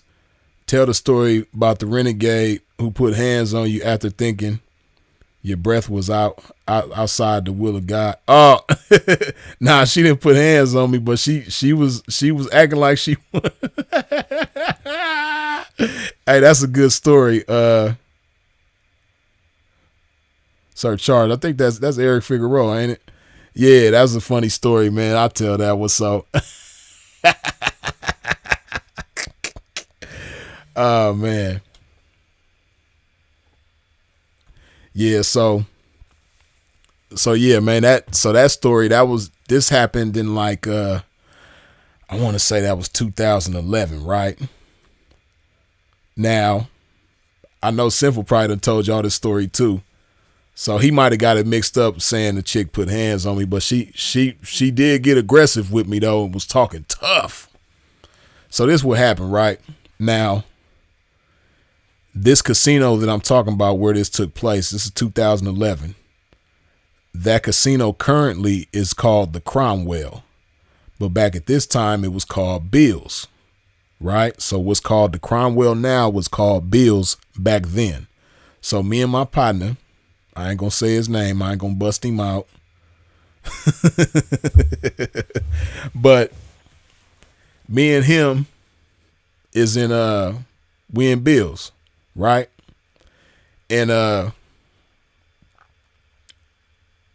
can't remember I think dude that complimented me on my suit or something.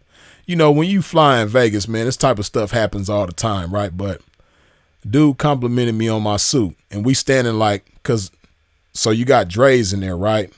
And it's set up different now, but it used to be a bar right next to Dre's, right? A bar in the casino next to Dre's, which Dre's is a club where it's like underground, like you go in and you go downstairs in the club is downstairs, right? In the casino. So we at the bar next to Dre's, me and my partner. Now this partner of mine, like I said, I ain't gonna bust him out, but anybody who knows him knows one distinctive thing about him. This boy breath will kill you. His breath will delete you. His breath will kill flowers, You know what I mean? Like if he was around talking around some flowers, the flowers gonna wither away and die, fall over and get weak. You know what I mean? Like this man's breath, man, his breath is like the Grim Reaper.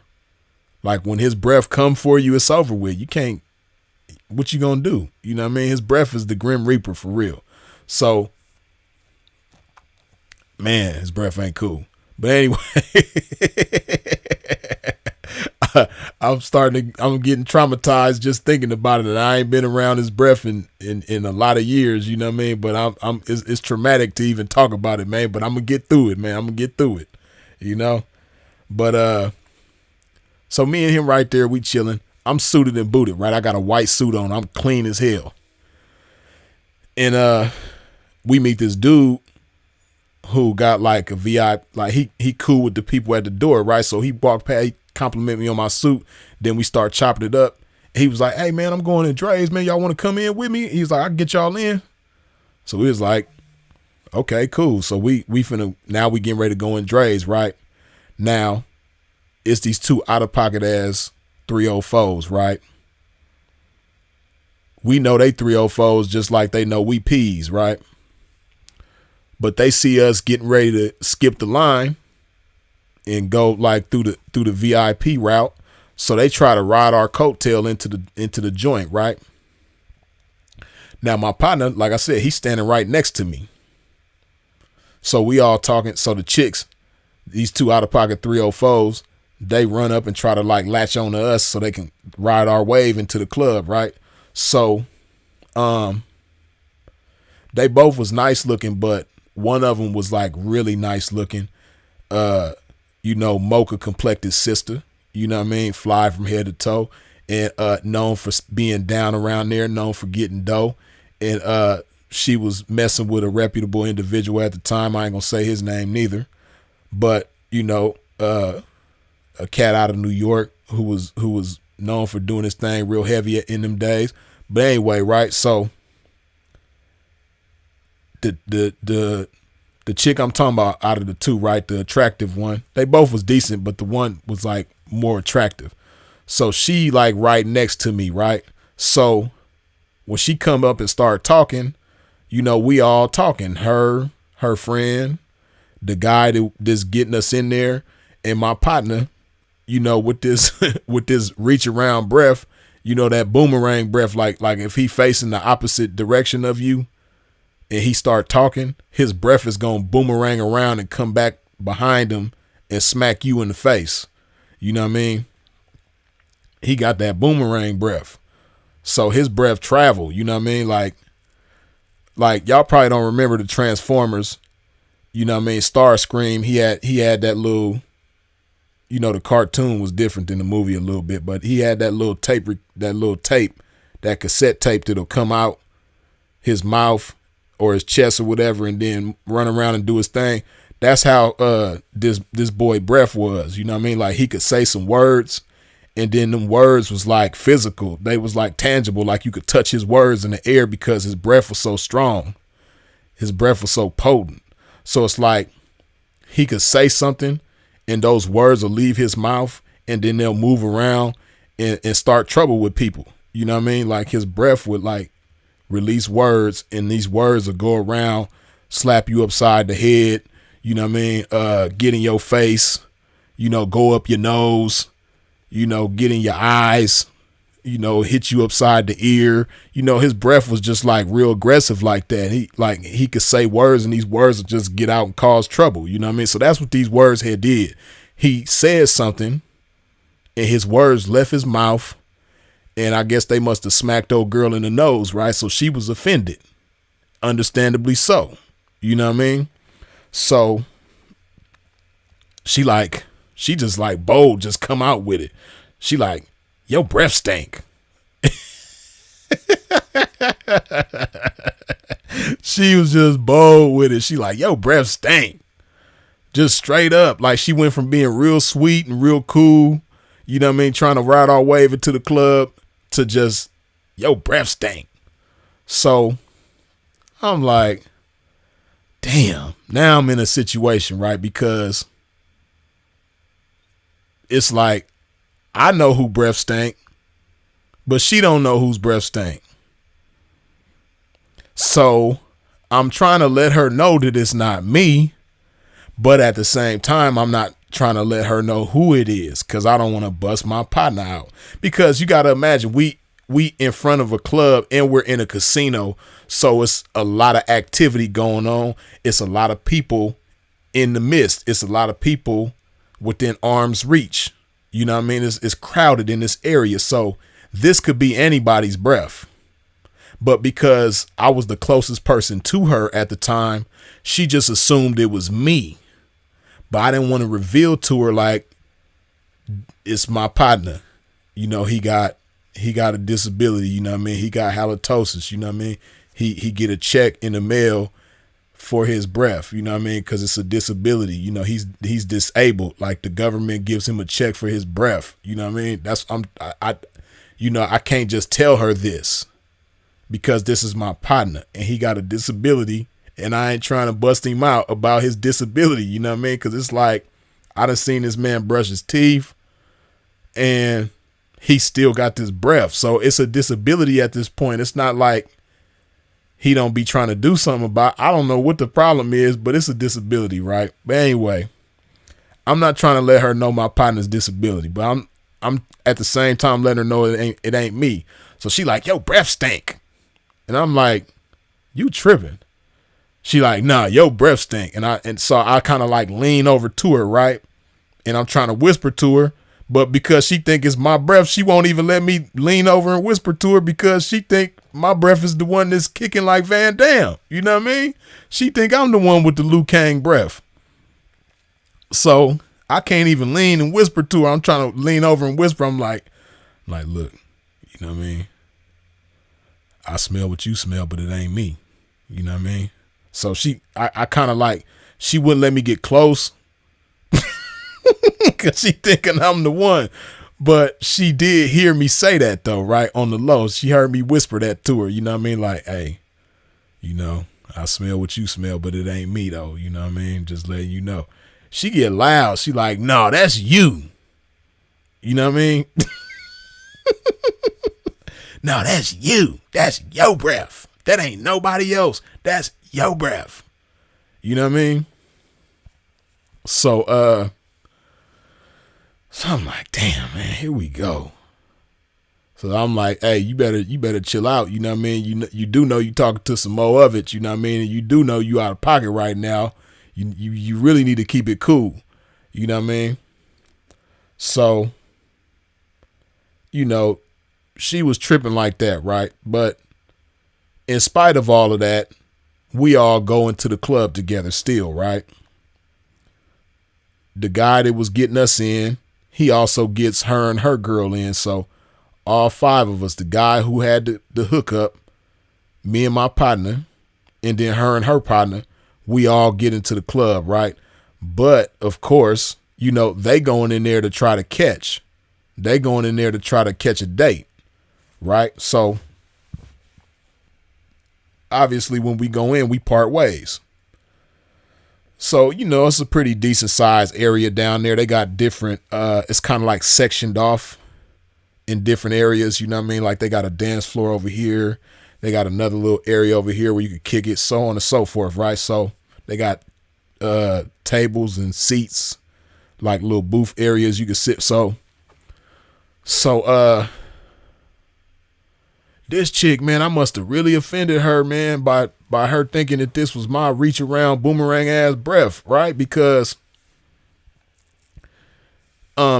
this is later. Like we been in the club for a minute at this point, right? We done been in the club at least like 45 minutes, maybe an hour.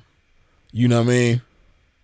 So I'm not even thinking about this chick, man. We seeing each other in there throughout this time, like across the room and stuff like that, you know what I mean? But I'm not even tripping off of this chick, man. She like really got aggressive with me, man. And like, I'm just like, man, all of this because I got a partner with a disability of bad breath, you know what I mean? That he can't do nothing about. I done seen him try and it just don't work, you know what I mean?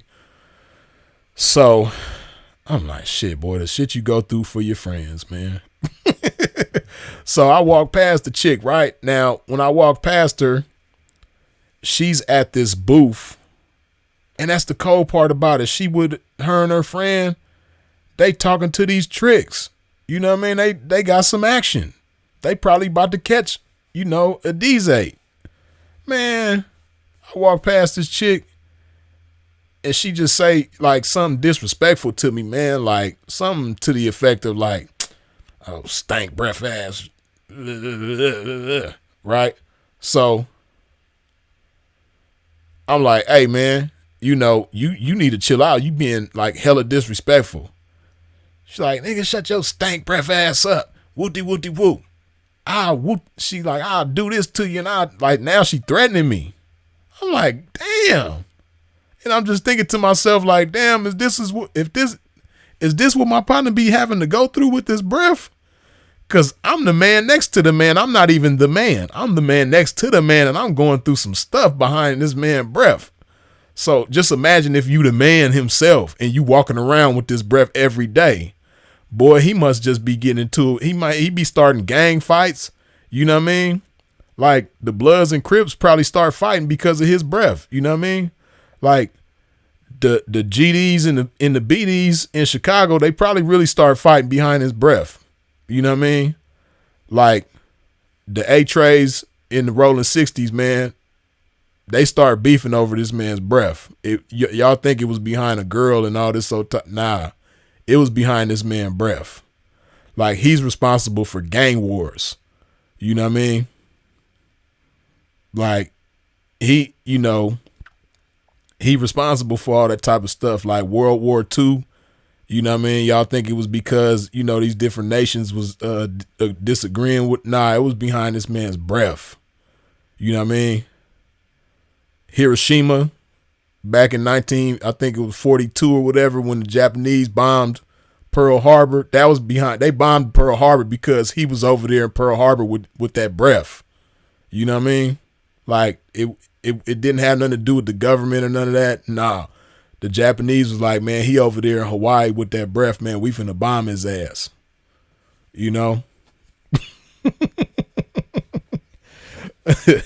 But anyway, man, I walked past the chick and she like getting at me hella disrespectful. So I ain't gonna lie, you know what I mean? I let her know, like, hey, listen, you really don't want me to put my goon hand down, but I will though. You know what I mean? I will rearrange your hairstyle, you know what I mean? I will become George Lucas and put some special effects on your face if you don't leave me alone. You know what I mean? But she's still aggressive. She's still talking crazy, right? So now at this point, we threatening each other. You know what I mean? And do you know this chick, she picked up a glass. You know them little glasses, like a glass that you drink a cognac out of, them little glasses, not a shot glass, but like, little glass that you drink your alcohol out of. Like them little round glasses. But they be thick at the bottom. The glass is like real thick at the bottom. Man, this chick picked that glass up and raised it to me like she was going to hit me. She raised the glass to me like she was going to hit me and threatened to do it. She's like, nigga, I'll knock you upside the head with this glass. So I'm hot at this point. You know what I mean? So some white guys that was right there, they kind of got between us and they pulled me to the side and they was like, don't do it, man. It's not worth it, man. Don't let her ruin your night, bro. Don't do it, man. Like, come on, man. Just chill out, man. Like, hang out with us for a minute, man. Like, don't do it, man. Don't let her do that to you, man. She's not worth it, bro. She's not worth it. You know what I mean? So I listen to the white dudes, you know what I mean? I go kick it with them. And mind you, the whole time, my partner, he's seeing all of this going on, right? Like he catch the ass end of it. But so he was right there when we got into it at the door, going inside the club. And mind you, he know he the reason. He know he the reason behind this, and he just over there being quiet. He not even speaking up. Like, hey, shorty, you know what I mean? Excuse me, my bad, but I'm the one with the breath. You know, I got a disability. It's not my partner. You know what I mean? His breath actually smells good. But by my breath being so strong and us all being in the same vicinity, you thought it was him, but it's really me. Like, he not even speaking up. You know what I mean? He letting me go through this behind him. He know it's behind him. Soon as he heard the chick say, "Yo, breath stank," he immediately stopped talking. He ain't say nothing else after that. You know what I mean? And he could have spoke up for a pimp. He could have let it be known like, "Hey, man, you know, this is my partner Freeze, man. He don't have that problem, but I do." You know what I mean? I get a check in the mail every month for my disability. I got halitosis. You know what I mean? Government cut me a check. I can't even work because I got this breath. You know what I mean? I had a customer service job. You know, they fired me for that because of my breath. My breath was causing disturbances in the establishment. You know what I mean? Then I had a telemarketing job and I was, you know, talking to people, doing customer service over the phone. But, you know, my breath was traveling through the phone, smacking people upside the nose. So I couldn't do that job no more. Plus I melted a few phones. You know, talking, you know, phones is made of plastic, so I melted several phones. So now, you know, they put a case on me. They charged me with destruction of property because my breath was melting phones. So not only did I lose my job at the telemarketing job, but, you know, my breath is melting phones. So now I got a charge. So I'm currently on probation for that. You know what I mean? But that's my breath. That's not him. He wouldn't even do that, man. He could have spoke up for a pimp. You know what I mean? So man. Then down in the club, he seen us getting into it again. He caught the ass end of it, but he seen it. And the whole time he noticed behind him. That's why I'm like, man, the stuff you go through with your friends, man. So, yeah, that's that story, man. But, hey, don't hang out with no partners, man, that have bad breath. Don't do it. No matter how cool they are, because my partner, that's the cold part about it. He cool. You know what I mean? He a cool dude. He just got some horrible breath. And it's been like that. It ain't never been a time, and I've known him for years. There has never been a time that I've been around him and his breath wasn't his breath just wasn't a problem. His breath a problem all the time. And it's crazy because he be knocking hoes. And he got a baby mama that he been having over 10. I don't know if he got her still. If he got her still, man, he been having her probably like 20 years, man. But back at that time, he had been having his baby mama for like 8 or 9 years, man. And his baby mama a chop. Bad. You know what I mean? But I used to think to myself like, damn, she cold. She deal with this breath every day. You know what I mean? Like crazy. But he be knocking, he be getting action. You know what I mean? I don't know how, but he be doing it, you know? With that disability, man, it's crazy.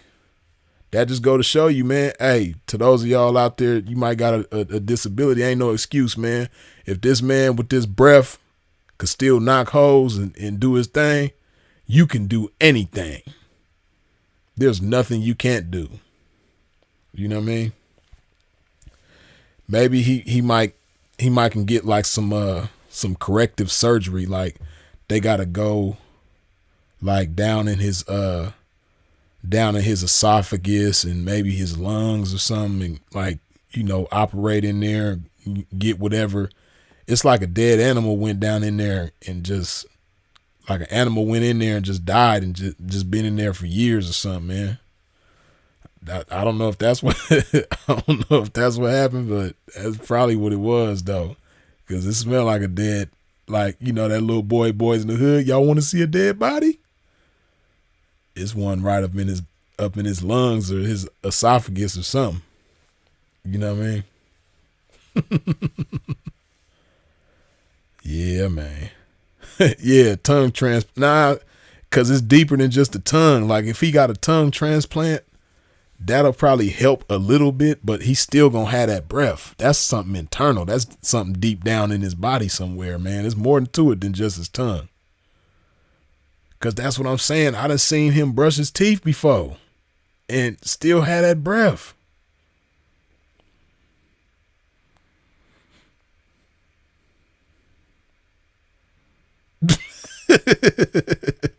Motor culture, you crazy. So basically, to this day, the 304 think it was you, Freeze. She probably do. Like, if she was to see me, it's probably beef. It's probably funk on sight. It's probably going to go up if she see me, you know what I mean? And this was, what, 12 years ago? Going on 13 years ago? It's probably still up if she see me. You know what I mean? She probably got a picture on the wall at her crib that she be throwing darts at. Picture of me on her wall she throw darts at, you know what I mean?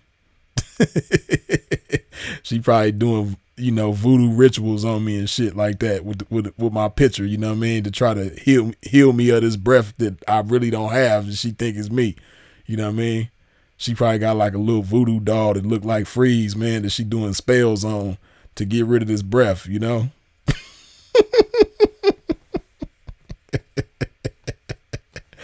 Oh, man. But yeah, man, I'm going to wrap this thing up in just a minute. If you ain't wiped your feet off at the door when you stepped into a pimp's domain, please do so now. What I mean by that, hit that like button while I do a few shout outs. King J ATL, good looking with the $2 holla. Glory to the game. I make beats, P. Okay, I'm going to have to check you out. Flavor Talk Works, good looking with the $2 holla. STP, Mouth was a rival gang. Remember the toothpaste.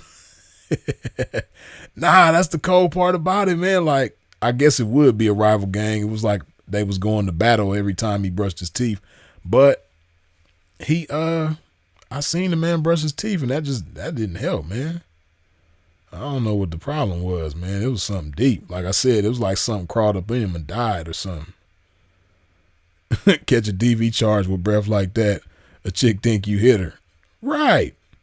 Like I said, words leave his mouth and they just cause chaos. They just go out into the land and just cause, drama. So he say something and his breath hit you upside the head and, you think that he like put hands on you, but nah, he just put breath on you. Now you hitting him with domestic violence charges. You calling the police saying the man hit you. He ain't even laid a finger on you. You know what I mean? That's just his breath,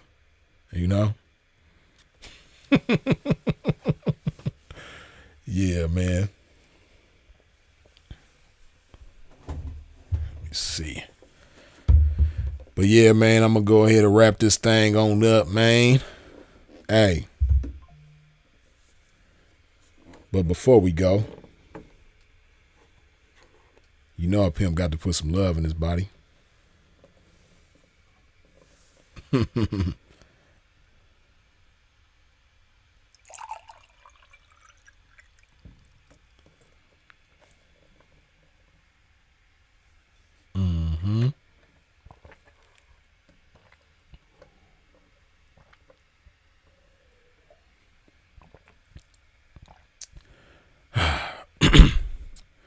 But we're going to go ahead and wrap this thing on up, man. As fun as it is, if a pimp just didn't have no other responsibilities, man, I could be on here live, chopping this game, laughing and lacing and all that with y'all forever, man.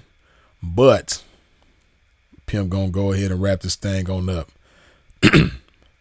As always, I appreciate y'all for your comments, your questions, your feedback, your funny ass jokes. Because some of y'all got some real jokes. I appreciate all of that. I appreciate you with your shares and subscribing and hitting the bell when you subscribe. I appreciate the super chats, the cash apps, the PayPals. I appreciate your support in every which way that you come with it, man. Y'all already know who it is and what it is. Freeze is it. If you out in traffic moving around, please do so in a safe fashion. And as always, long live the incomparable Sinful to P. We out.